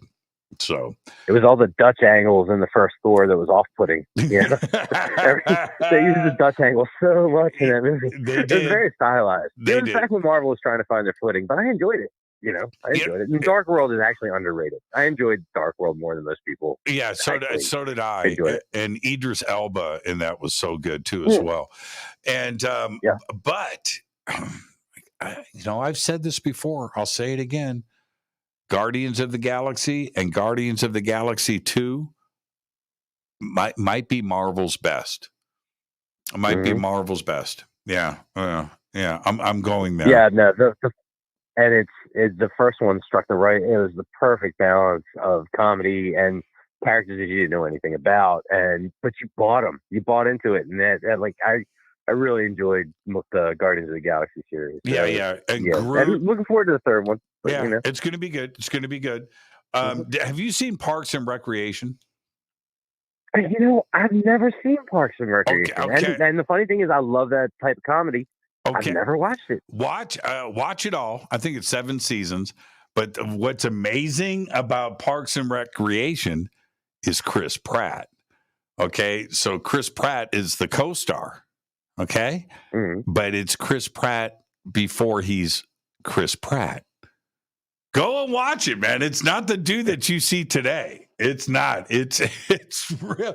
You're like, he definitely looks like a different dude. He's acting, and he does a great job in Parks and Recreation. But who he is today, he's developed this persona, and he's so good at what he does. But go watch Parks and Recreation and watch Chris Pratt, especially after Guardians of the Galaxy and all of the Marvel movies. And then you go back and you see that Chris Pratt, he's playing a role. He plays a security guard at town hall or whatever it is. And he just plays this simple guy. And he's funny. He is so funny, but it's not the Chris Pratt that you know from Marvel. So go watch Parks and Recreation. It's worth it. It's worth it. I'll have to take a look at it. I'll definitely take a look at it. All right, Jason, enjoy that new guitar. Take some pictures and post them up, and so I can see you with it. Oh, I got 30 seconds. Yeah. What kind of amp do you use? I've got a Marshall stack actually in my basement, and then a Fender amp, just like a small one for just for playing and. But I have a Marshall stack in the office, which is like way too big for the space. but my wife said, put it somewhere out of the way. So I can post pictures of the head and the amp if you want, and then the Fender online.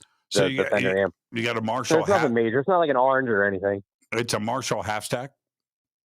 Yes. Mm-hmm. And a tube. Yep.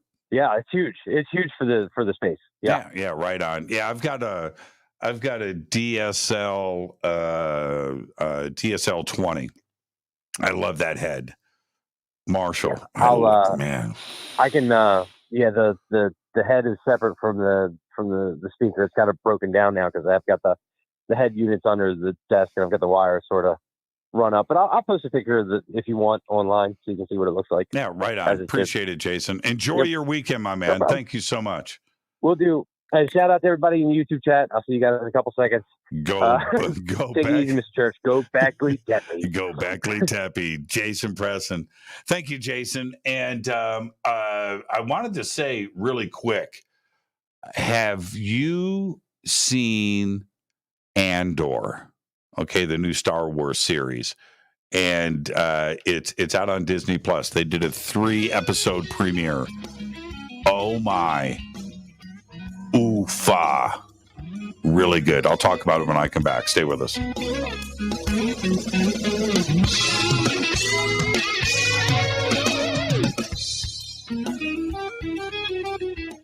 everybody. This is Rob Halford, the Metal Guard on JimmyChurchRadio.com. Your 1 million gigawatt paranormal powerhouse. KUNX-DB. The X. The Believer is the chilling true story of Dr. John Mack, a renowned Harvard psychiatrist and Pulitzer Prize winner. This is an outreach program from the cosmos to the consciously impaired. He risked it all to investigate human encounters with aliens. The Believer, Alien Encounters, Hard Science, and the Passion of John Mack. Written by award-winning former New York Times journalist and author Ralph Blumenthal. Now available in paperback from High Road Books. Are you ready to read about true paranormal events? Unx Media publishes nonfiction books about UFOs, ghosts and haunted places, time anomalies, cryptid creatures, and more. Just like KUNX-DB Radio, it's all about unexplained phenomena. Visit www.unxmedia.com to see our list of great book titles by Debbie Ziegelmeyer, Gene Walker, Devin Listrom, Wayne Lawrence, Bill Spicer, and yours truly, Margie Kay. That's unxmedia.com. This is Jimmy Church of Fade to Black, and I only drink Fade to Black blend coffee from Rivermoon. Just click on the Rivermoon Coffee banner at jimmychurchradio.com. Promo code F2B Blend. This is the only way forward. This is Fade to Black. Make contact. When you take the beans from Central America with dashes of Indonesian and African mixed in and then roasted to the dark side of Fade to Black, you create the ultimate brew of fringe. Introducing the Fade to Black blend from Rivermoon Coffee. Yes, Rivermoon's darkest customized roast was created for the love of Fade to Black. The alchemy of masterful roasting and smoking the beans is in every sip of this full-bodied, dark Java. I need my coffee dark, deep, with distinct bittersweet chocolate highlights, just like the bunker. Leaning further into the darkness of the roast is Fade to Black blend from Rivermoon Coffee.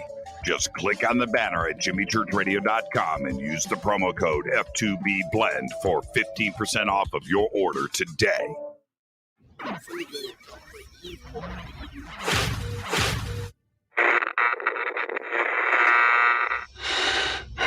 You want to know a secret? I love ponies. I really love ponies. I'm serious. I couldn't stay sane without ponies to brush. Why Fade to Black? Because you never got that pony, damn it. This is Fade to Black with Jimmy Church on the Game Changer Radio Network.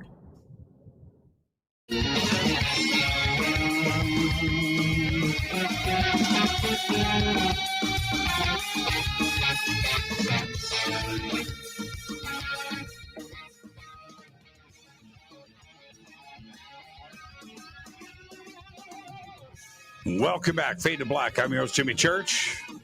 I knew we'd get some guitar talk in tonight.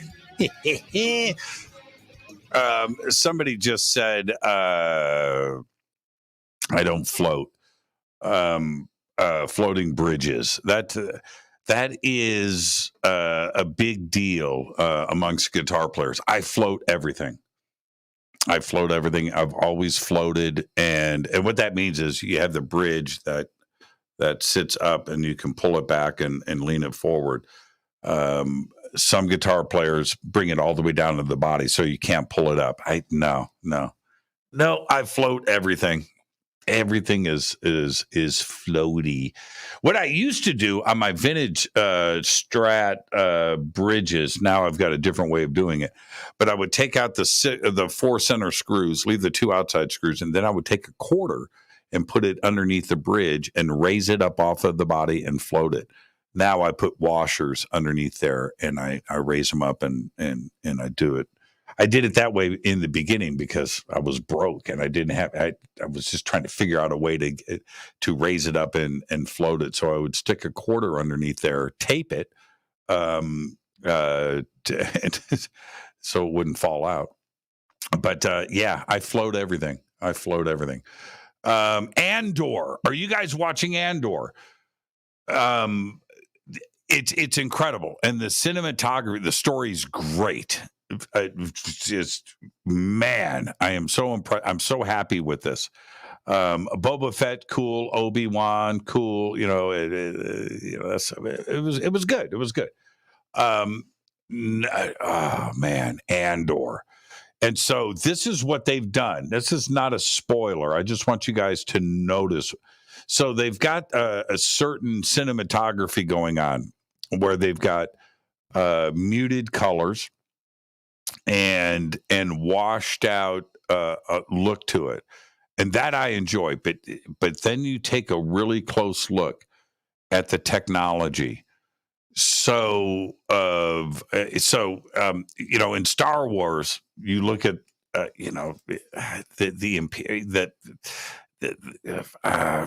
it's hard. Everything's all high tech and lights and flashy and no, it's like this retro tech. So it's tech, but there's lots of big knobs and gauges. It's like a mix, and I dig that.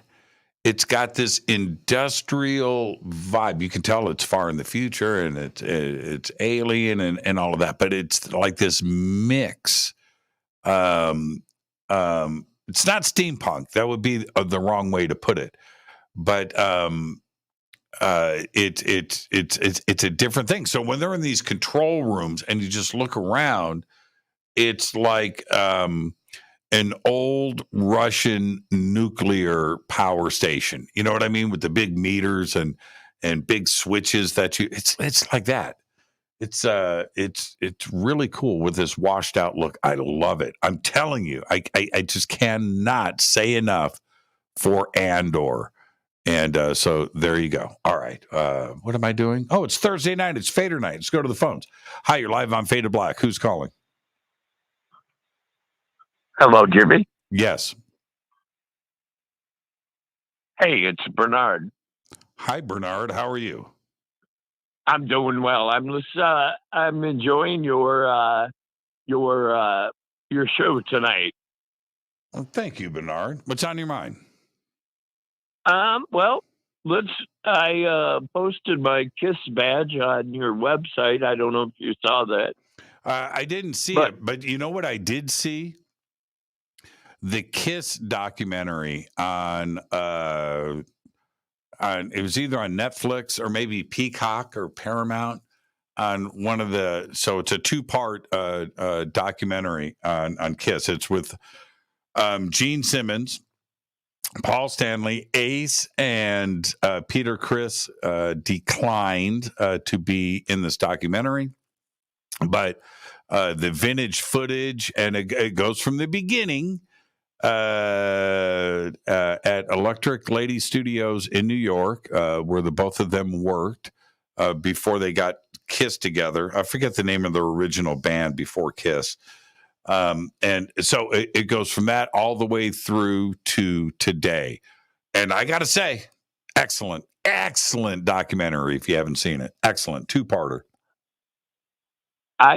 What show was that on? What channel? I can't remember. Peacock something. Hold on. I'll tell you right now. 2-part KISS documentary. Okay. It is called Kisstory. KISSTORY. Kisstory. And there you go. And it is on, let's see here. A&E.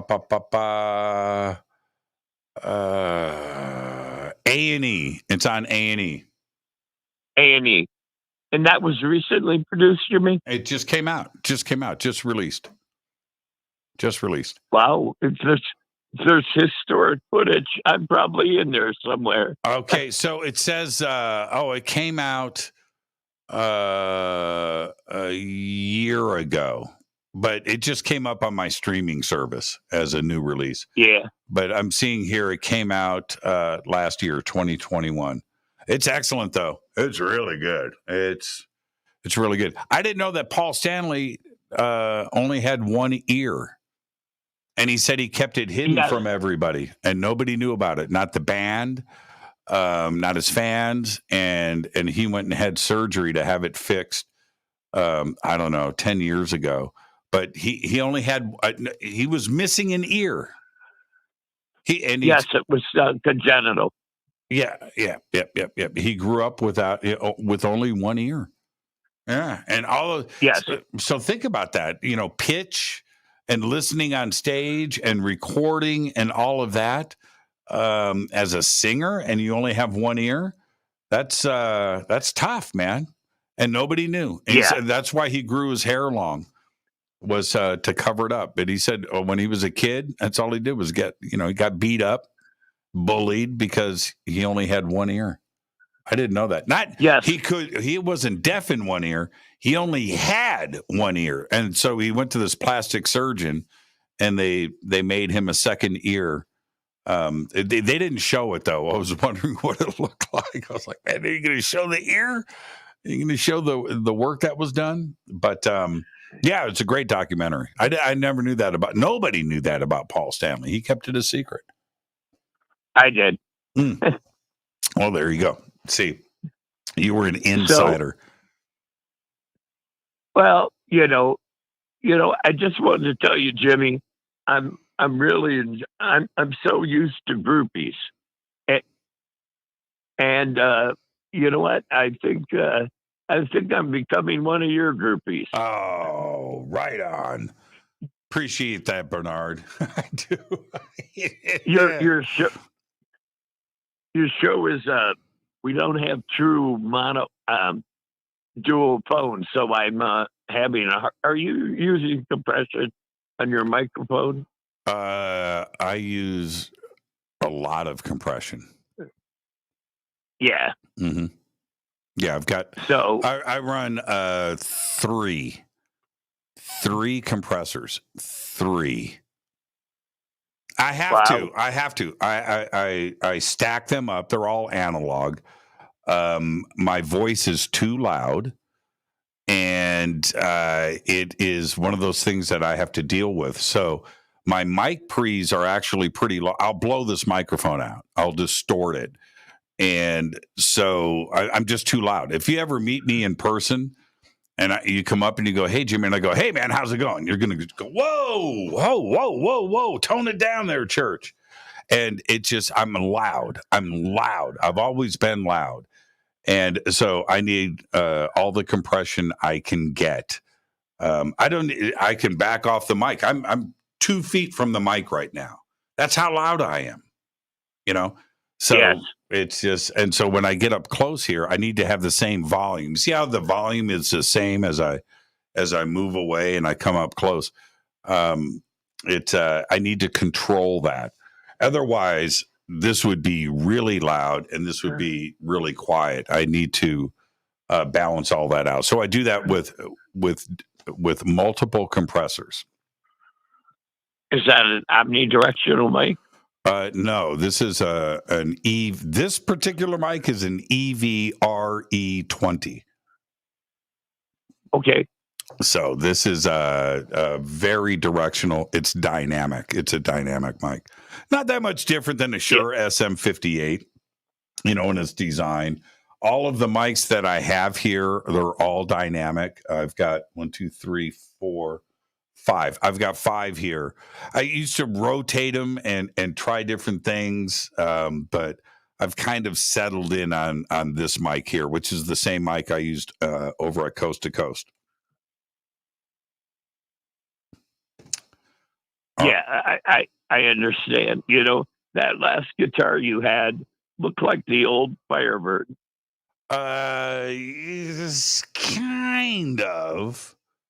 Kind of. Oh, and that was the other thing in that History documentary. Paul takes out the original Iceman with the broken mirror finish, and yes, and he showed all of his blood that is there because the mirror was a real broken mirror, and he would cut his hand on it while playing, and that was pretty cool. I didn't know that either. I thought that was a smooth finish. That's not. That's just broken mirror. It's broken. Yeah, glued. But I thought that it was like filled in with epoxy or something, and then it was a smooth finish. No, man, that's crazy, man. Just shard glass glued to the front of the guitar. Here, play this. It'll be safe. Jeez, man. Yeah, so it was literally just broken pieces, and they may have had like other. Things on it. I mean, like in the year 2000, they may have filled it in with epoxy or something, But listen, I wanted to talk to you about, I wanted to ask you a question. Mm-hmm. Are there some guests, you know what? I'm fascinated because you're very ad hoc and you have the ability to just like ask questions. Totally pull it out of the air. Have there ever been guests that want to come on your show that you just will not see because they're questionable? Well, yeah. I mean, sure. I mean, I guess, but I know who they are, so I don't have them on the show. So there's that part. But the other part is I enjoy having conversations with people that have a pretty amazing story. I try to get that out because I want to know. I've got some incredible BS that I spew out from my own experiences, and here's the thing with that. if I am telling an amazing experience that I went through, whether it was by myself or with a group of people, I expect everybody to give me the respect of just listening, and so I do this. If I expect people to at least listen to me, you don't have to believe it, but at least get through it and listen to what I have to say. How do I say, with an open mind? I do the same thing with my guest. I let them tell their story, or a caller that calls in. I am going to give them that respect. Now, from there out, it's up to the audience. It's up to the audience. It's not up to me. I'm not judge or jury. I'm not. Now, will you get back on the show a second time? That's a whole nother story. So that's a whole nother consideration. Or a third time or a fourth time. But if there's leaks in the boat and it just seems to fall apart, I just lose interest. It's not about being judge or jury. I just lose interest in it. If you have, Bernard, you've been around the sun a few times. Okay. So you know how it is when you've got a friend that loves to tell a story and it's probably made up, right? But half of the fun is listening to your crazy ass uncle tell his story about when he shot Bigfoot in 1960, right? So you're gonna let him tell the story, right, and take it as far as he can until you go, okay, man, you had me until the end. Or if he's really good at it and you're sitting around the campfire and he gets to the end of the story, you're like, wow, man, that was pretty good. You didn't blow it. Well, I enjoy that, and it's the same thing with this show. If somebody can get to the end and the audience goes, well, man, he made it to the end of the phone call, or he made it to the end of the interview. Okay, all right, it's up to the audience to figure things out on their own. It's not up to me, and I enjoy a good story just like anybody else. So well, I have to tell you that I really love your ad hoc style. I truly believe that you approach every interview unscripted, and that really comes across. Mm-hmm. And it's nice that you give other people a chance. But one other question: who is your most favorite guest you've ever had on? Oh man. So there's so many. I mean, look, 2,000 shows, over 2,000 shows. That's a lot of conversations. And so when you get to that kind of number, now you're at hundreds of great shows, and you really can't rank them. So it would just take too much time to just go, this was great, this is great, this is great, this is great. And a good way to look at it is look at the 3 shows we did just this week on Fade to Black. Just this week, right?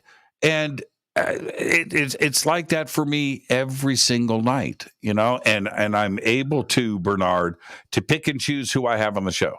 So I have the best of the best on. That's what I do. I have the best of the best, whatever it is, controversial, easy, hard science, whatever the subject, it doesn't matter. It's the best of the best. Therefore, each conversation is great, and that's the way that I look at it. And I just enjoy what I do. The guests really want to be here. And so, and the audience knows that this show is a cut above. It's a big cut above of everything else that's out there.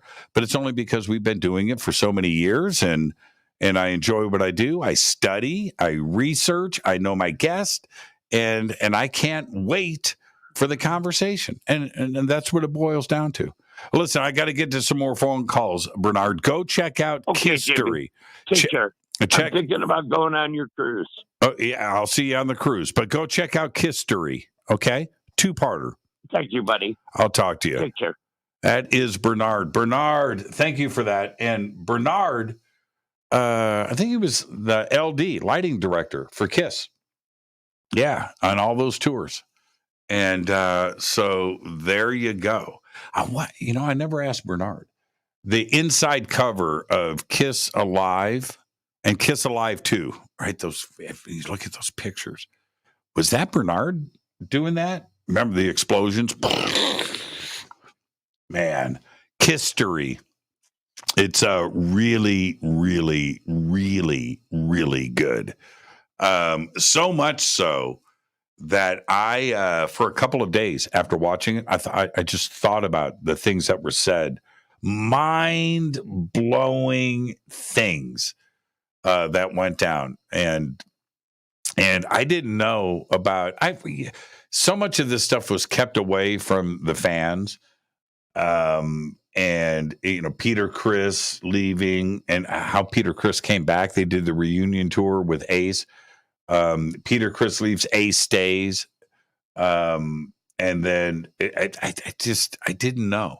And to hear Ace talk and Peter Criss talk, because they were so good at the marketing of KISS, where, especially 1974, 1975, 76, 77, 78, 79, until the solo records came out, right? And you had different things running in the background, Cher and Diana Ross, right? And the disco era too as well. But that whole period, we didn't have, obviously, the internet. We didn't have MTV. We didn't have anything. We had magazines and we had the albums. But you didn't hear anybody speak. There were no interviews. There was nothing going on. Nothing. So to go back from the way that I was raised and went through KISS, and I went through KISS from the very, very, very beginning, to watch this documentary and to hear Ace talk, man, that was mind-blowing. Peter Criss, and this early footage, no, that was big time to see that in this documentary, and I didn't even know about it. It just popped up in my feed. It was a new release, and I guess whatever streaming platform I saw it on, they just picked it up. But it came out. You could tell it's new. It's 2021. They talk about some of the things going down today. But Tommy Thayer. Okay, now I wanted to get to this. I got to get to a break, and I'll get back to the phone calls. Tommy Thayer. Tommy Thayer was a friend of mine back in the 80s when he was in a band called Black and Blue. And Tommy, man, he had the hair, he had the attitude, and he was great. I love Tommy Thayer. His relationship with KISS and what grew out from that is something that just to this day just freaks me out because of how we were friends. And I'm talking about, this is 1985, 85, 86, 87. Those 4 years hanging out with Tommy and what he is doing today with KISS. And to see him in this documentary, I always thought he was an incredible player, but he had a great head and just a great personality and a great smile. He deserves everything that's happening to him today. But to see that part, I didn't know. It's like a tour manager for KISS. Yeah, I did. I knew none of that. I just thought he got the guitar gig. He went out and auditioned one day. That's what I thought was going on. And it was just a great documentary. So it's called History, one word, KISSTORY. It's 2 parts. I'm going to get to a break, and I'll come back to more phone calls. You know what? Since we're talking about music, Another thing about Kiss, they've got Dave Grohl and other personalities commenting on Kiss and how influence on them growing up, and I agree with all of that. But there was something that, and they talk a lot about Bill Aucoin and Bob Ezrin, and things. Anyway, the production. Kiss went through that period, those first 4 or 5 records, those albums until Bob Ezrin came in were simple songs, but yet complex, right? Everything was anthems.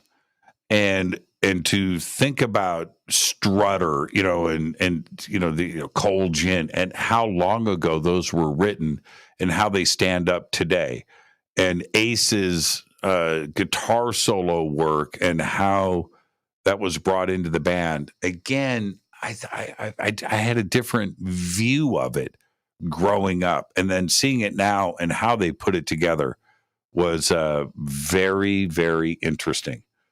Very interesting. And you listen to the old songs that they had written before Kiss. It's Paul and Gene, and they went, you know what, this isn't working. We need to go back and just write new material.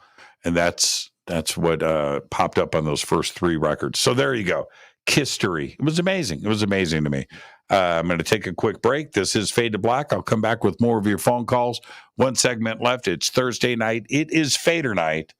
Open lines all night long. I'm yours, Jimmy Church. Stay with us. We'll be right back.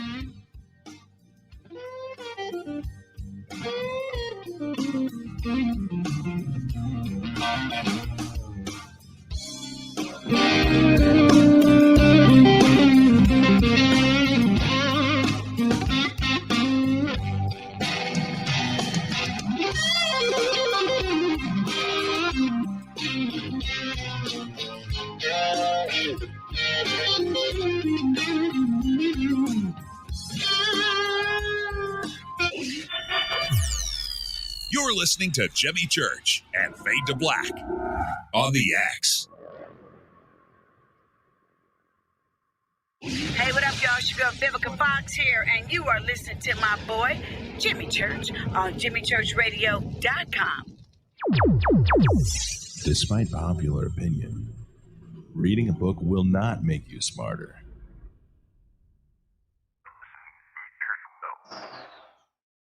Oh, Fadernauts, Jimmy Church here. You've seen me with my Thunderstorm. Now you can purify the air in your home and get healthy, clean, fresh-smelling air and eliminate odors just like I do right here in the bunker. The EdenPURE Thunderstorm uses oxy technology that naturally sends out O3 molecules into the air, which seek out odors and air pollutants in your home and destroys them. It's called a thunderstorm because it purifies the air just like after a thunderstorm. And right now, you can save $200 on an EdenPURE Thunderstorm 3-pack for whole home protection. With this special offer, you're getting 3 units for under $200. Seriously. Go to EdenPureDeals.com and use Fader3. Shipping is free and it's easy. Just scroll down. You'll see my name right there, Jimmy Church. Click on it and get your deal today. That's EdenPureDeals.com.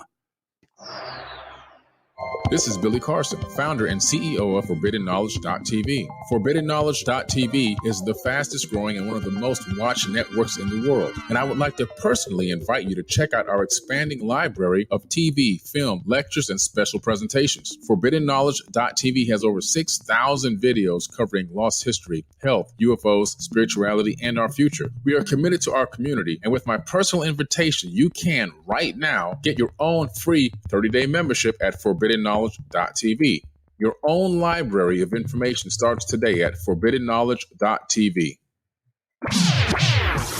Your 1 million gigawatt paranormal powerhouse, KUNX-DB, the X.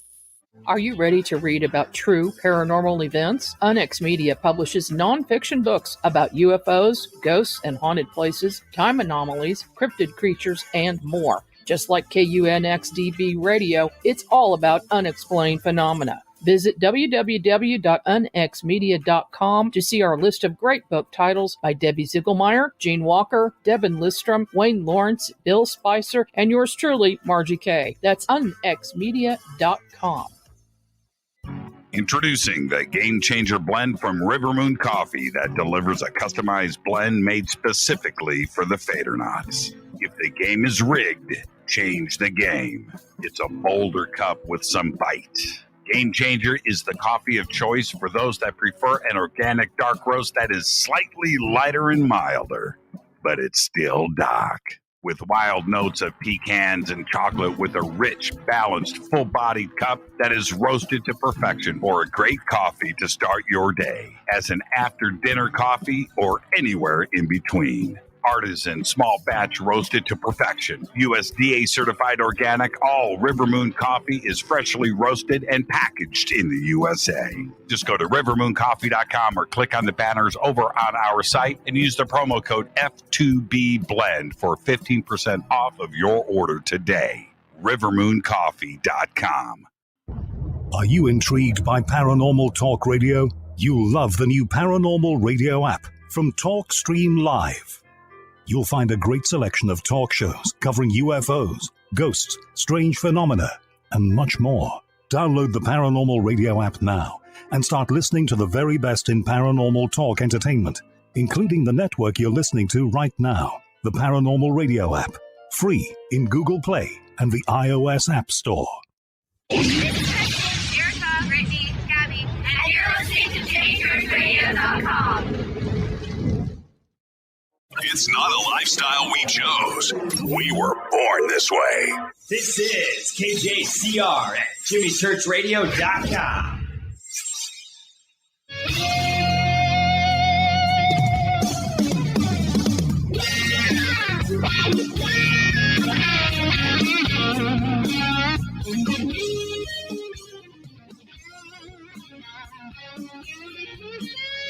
Welcome back. Fade to Black. I am your host, Jimmy Church.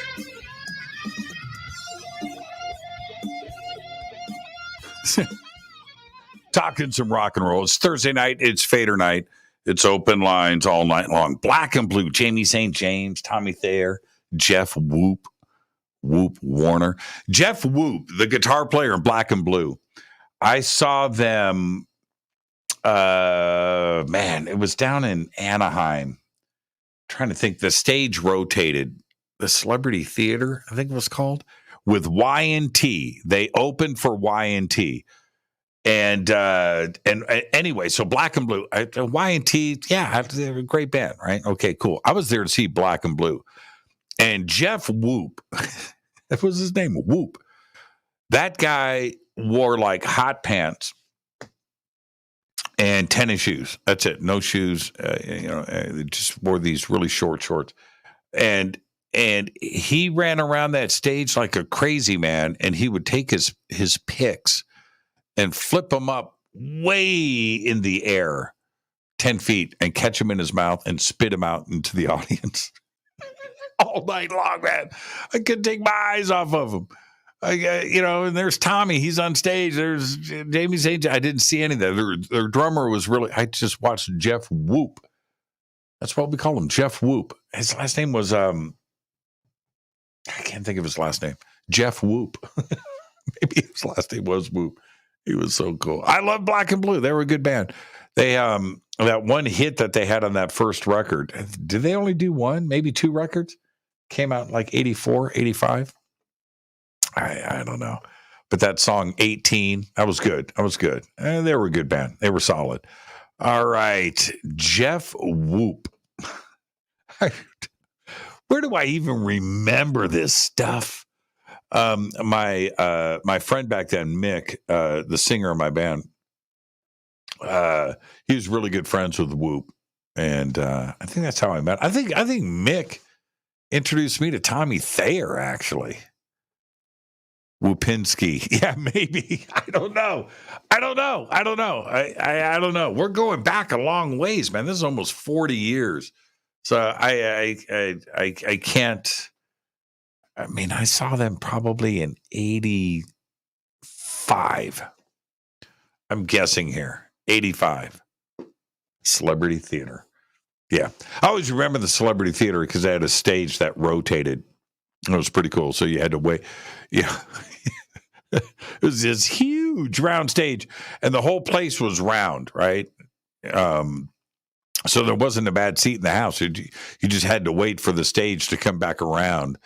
But that's what they did. I don't even know if it's still there.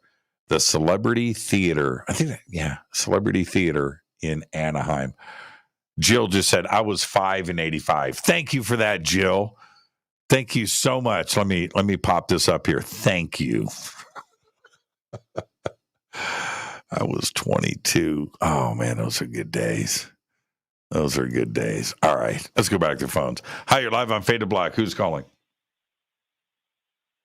You're live. Hello? Yes. You're live. Hello? What? Okay, let's try this one more time. Hello, can you hear me? Yeah, I can. Who's calling? Oh, my name is Ashley. Hi, Ashley. How are you? Where are you calling from? Atlanta, Georgia. Oh my gosh, I can't believe I got through. You did. You did. Now calm down, Ashley. Okay, take my daughter is going to be very mad at me. What's your daughter's name? What's your daughter's name? Julia. Julia. Her name is Julia. She's 7 years old, and she will not go to sleep without listening to you. Oh, man. You know how awesome that is? I mean, that's just awesome. That is just awesome. And this is a family show, right? I behave, right?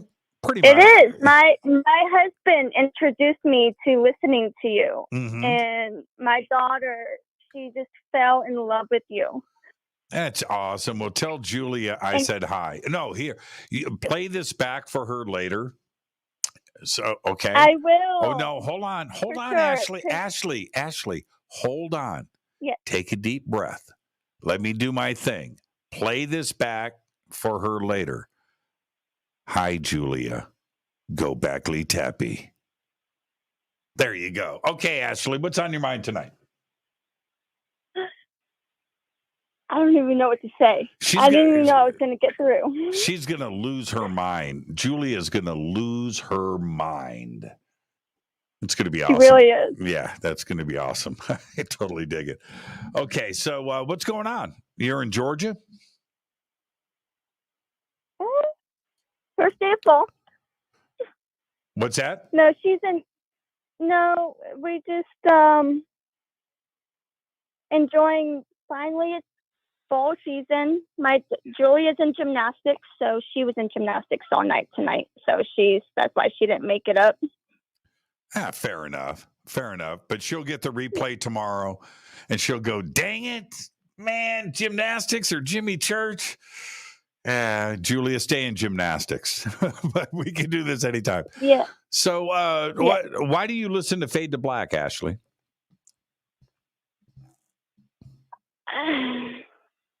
I don't know. There's something about it. Like, so when I met my fiance, he always listened to you.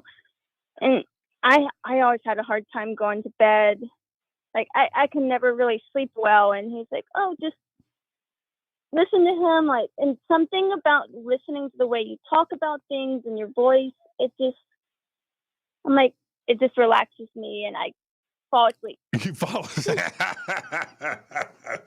And then I wake up and I'm mad because I'm like, wait a minute, I like what you were talking about, and I'm like, I wanted to hear that. Yeah. So then I have to go back and re-listen. Do you know how many people come up to me? And I would say more so women than men. I think men can stay awake and listen to the show, but it's they're interested in it. But how many women? Not my husband. He'll fall asleep. He'll fall asleep. But women will come up to me and they go, "Man, you're the best. I can pass out. Yes. I can listen to you, and I'm asleep in 10 minutes." I was like, "Okay, all right, all right." I don't know what it is. I don't know what it is. And then I get mad the next morning. I'm like, wait a minute. I wanted to hear that. That's too funny. I mean, that is too funny. Well, also, it must stimulate some pretty crazy dreams. Do you have crazy dreams listening to Fade to Black? No, I actually won't sleep through the night. No dreams. Oh, that's even crazier. I don't normally sleep well, but if I fall asleep with listening to you, I will sleep through the night with like the best night and will have no dreams. So, have you had an experience? Have you seen a UFO?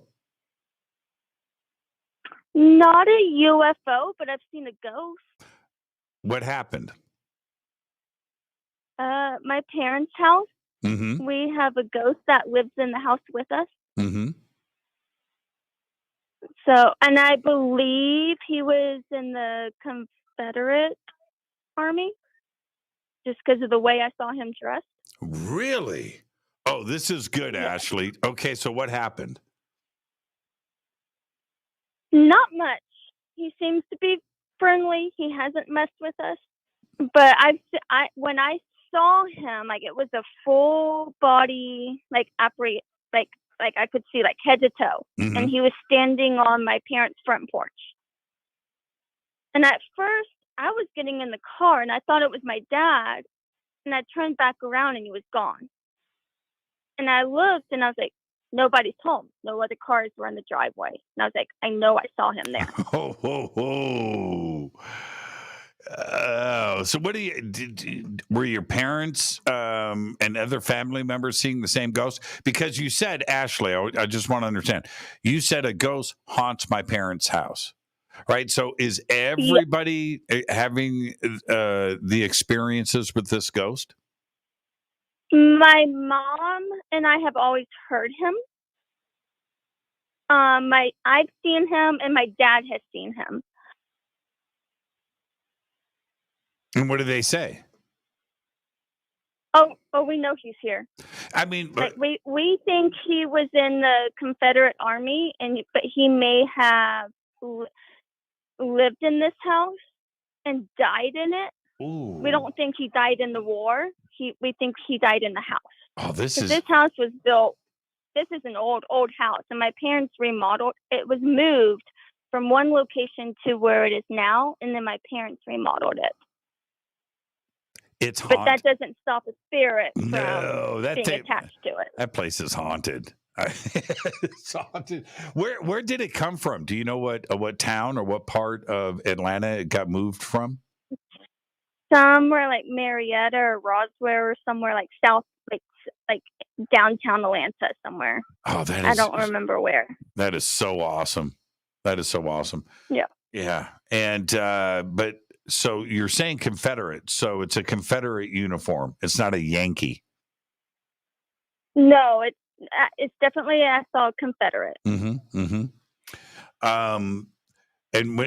can I ask you a couple of more questions? Is that okay? That's fine. Okay. You said you saw him head to toe. Did you see his face? Yes. And it was really creepy. And he looked like he was looking right at me. Oh man. What did he look sad? You said angry, but I mean no, he didn't look angry. Okay. But he didn't look sad. Like he just kind of looked like he was just kind of like stuck. Oh man. Can you guys, or have you tried to make contact, or do you just live with it? Oh, we just live with it. I've heard too many horror stories or watched too many horror movies about like doing Ouija boards. I'm like, I'm not touching those things. Not doing it. That's probably a good idea. You need to have a professional. Yeah, and you may not reach that spirit. You may reach something else that may not be good. That's right. Not going to that point. How long has this been going on? All right. So I moved in here with my daughter when she was about 2.5. Mm-hmm. And my parents got the place about a year before. Right. And it's been, okay, so 5-6 years. Okay, well, hold on. Yeah. Hold on, let's back up. Your parents were there before you moved in with them. Did your parents? But the only reason they were here before me is that it was during the remodeling process. I was in an apartment while they were remodeling. Okay, but my question, totally cool. My question is, did your parents see the ghost before you moved in? No. Oh. No one saw him before, but once we were all in the house, then we started hearing it. No one saw him, but we heard him. So, like, let's say, for instance, like, my parents would travel a lot because my sister was in college. They would go out to visit her. I knew nobody was in the house, but yet I would hear footsteps. I would hear TV turn on. Lights would turn on and off. I think, Ashley, don't freak out. I want you to laugh. You brought that ghost to the house. Do you think the ghost and you have a connection? If it's in a good way, I would know. believe so. Yeah. My grandmother passed away. So my grandmother passed away about 2 years ago. Uh-huh. And she was more of like a mother to me than my own mom. Like, I believe that I experienced her death with her. But my question is, who do your parents or you have more interaction with this ghost? Me. Right. Now, why do you think that is? I don't know. I've never thought about it that way. And when was the last time you saw the ghost, Ashley? Probably about 3 months ago. Okay, so 3 months ago. And how often? Is a couple of times a year, once a month? How often does this encounter happen? There's a reason why I'm asking. It's not happened as often as it used to, but it used to happen all the time. Mm-hmm. Like, it would freak me out. Right. Have you? Okay. Maybe you should talk to them. Him. I said them. Him. What do you want? Right? Ask a question. You're free to go. You don't have to be here. You're not harming us. And that's cool, but what's going on? The ghost isn't necessarily going to speak to you, but maybe you could say something. Ask yes or no questions. Right? Knock once for yes. Twice for no.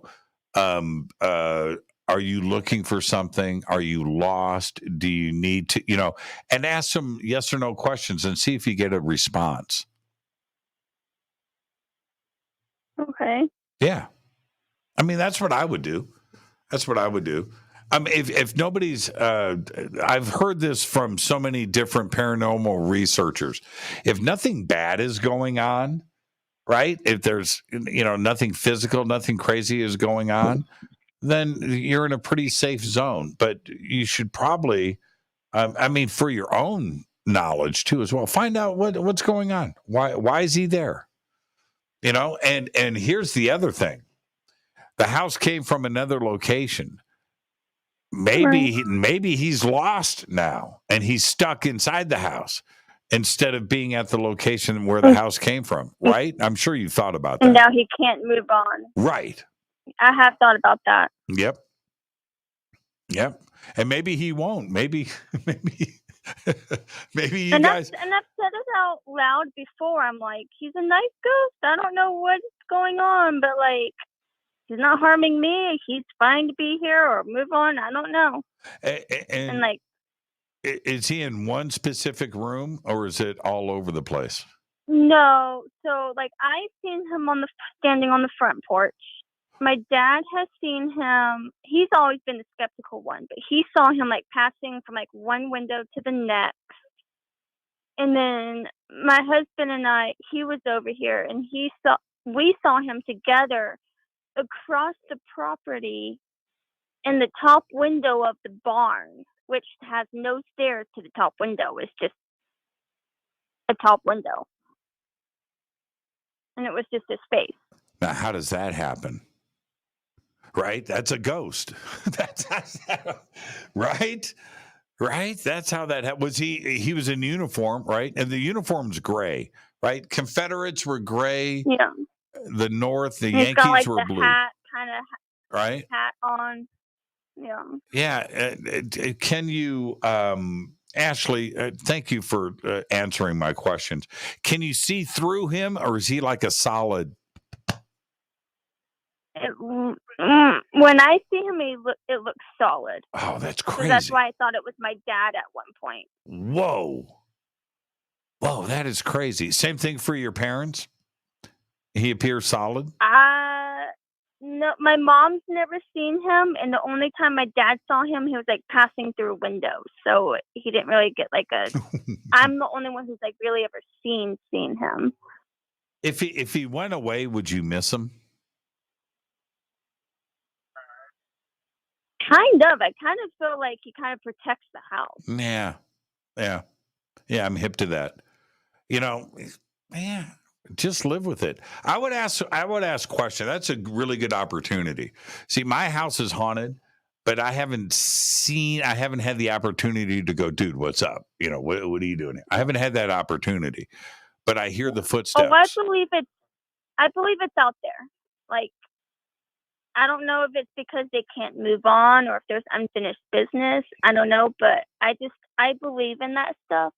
And I know there's like ghost or paranormal activity out there. Well, plus it's Atlanta. The whole city's haunted, right? That's true. Very true. The whole city's... Especially Lake Lanier. I've been to Atlanta many, many, many, many times. And every time I get outside of Atlanta, and get to the big the houses, and you look, and they've been there for a couple of 100 years, and you look, and you're like, that place, that's haunted. Then you go to the next house, that place has got to be haunted too. And then you drive down there. And I'm serious, man. It's so old. It's so old, and you just know the history, and everything that has gone down historically speaking, all aspects of history. You don't need to get into that, but there is a lot of reasons. That's why, like Savannah, with like their ghost tours and all of that. 100%. That's why they're so big on all that. Yes, that's exactly what I'm talking about. It's it's all haunted. So yeah, you got a house, you moved it across town, and the ghost came with it. It's a bonus. Ashley, thank you so much. And please tell Julia I said go back, Lee Tappy. Will you do that for me? I will. Oh, she's because Mom, I want to talk to Jimmy Church and yeah. Oh man, it's so just good. Unfortunately, like right now, like it's 1:00 in the morning our time, so she's been long since asleep. Well, she's gonna have fun tomorrow when you play this back for her. So, I definitely will have to. Ashley, don't be a stranger. Call back anytime. I definitely will. Thank you. Thank you, Ashley. This is a great phone call. Give my best to Julia. I've said it 4 times. Don't forget. Oh, she'll hear it tomorrow. Go back, Lee Tappy. That's a great phone call. Thank you, Ashley. And Ashley from Georgia. Now, I've had my experiences here. I've only got a minute left before I have to get off the network. I've had my experiences here, and I've had others in other places. But the only ghost, like what I would classify as a ghost that I saw with my eyes, and it was in Hollywood. And my girlfriend at the time, this was 87, Her name was Kira. She had a back house in Hollywood on Beechwood, across the street from Scientology, next to the Ranch Market or whatever that was there. She had a back house, and I pulled up. I think Black and Blue was part of that story. I pulled up 2:30 in the morning, and I pulled up and it's a long story, but I'm sitting there for a minute. And I look over, nobody's there. I'm the only car in the driveway. I'm waiting for Kira and her roommate and a couple other people to pull up behind me. They didn't show up for another half an hour or so. But anyway, I look over in the picture window on the front porch, and I see this, the curtains pull back and this face look at me. And I thought somebody was home. I'll tell the story on Halloween, the rest of it. But that happened. Later, when Kira I told somebody's in your house. I wasn't thinking a ghost. I was thinking somebody was in the house. And there was Chris, the boyfriend of her roommate, Danielle. Chris and I go in the house, man, and we're ready. Man, we open up the door, and everything's locked. There's nobody in there. Yeah. So I saw what I saw. And I was so disturbed about that and what we found out the next day from the landlord, the guy that owned the place, this older Asian guy. That kind of freaked me out. And so I know that all of us, we weren't so much thinking ghosts the night before. We were thinking there was a burglar or somebody was in the house. We were going down that road when the house was sealed and locked up. I think we all kind of tripped out a little bit. The next day, we found out a little bit more. It was after that, I was uncomfortable. I was like, well, I think I saw a ghost, like a real one. And it was a gray face. It was in shadows. It wasn't alien gray, but white face. But I couldn't see any details. No, it was too dark. But yeah, physically moved the curtains and looked out the window. So there you go. This is Fade to Black. What another great Fadernight. I know we had some technical issues earlier with the internet. We got through. The phones kind of behaved, but, it was just another perfect night on the show. So thank you for hanging out with me. I got my Fadernight fix in. I pulled it off. I'm your host, Jimmy Church. I want everybody to have just an amazing weekend. And I've got a lot of work to do. I'm going to get it all done. All right. Have a great weekend. Fade to Black is produced by Hilton J. Palm, Renee, Dennis, and Kevin. Announcers are Steve Harder, Gene Vito, and Mark D. Kovar. Webmaster is Drew the Geek. Music, Doug Aldrich. Intro, Spaceboy, spaceboymusic.com. Fade to Black is produced by KJCR for the Game Changer Network, and this broadcast is owned and copyrighted 2022 by Fade to Black and the Game Changer Network, Inc. It cannot be rebroadcast, downloaded, copied, or used anywhere in the known universe without written permission from Fade to Black or the Game Changer Network. I'm your host, Jimmy Church. Everybody just have a great weekend. I'll see you on Monday. Be safe. Go Backley Tappy.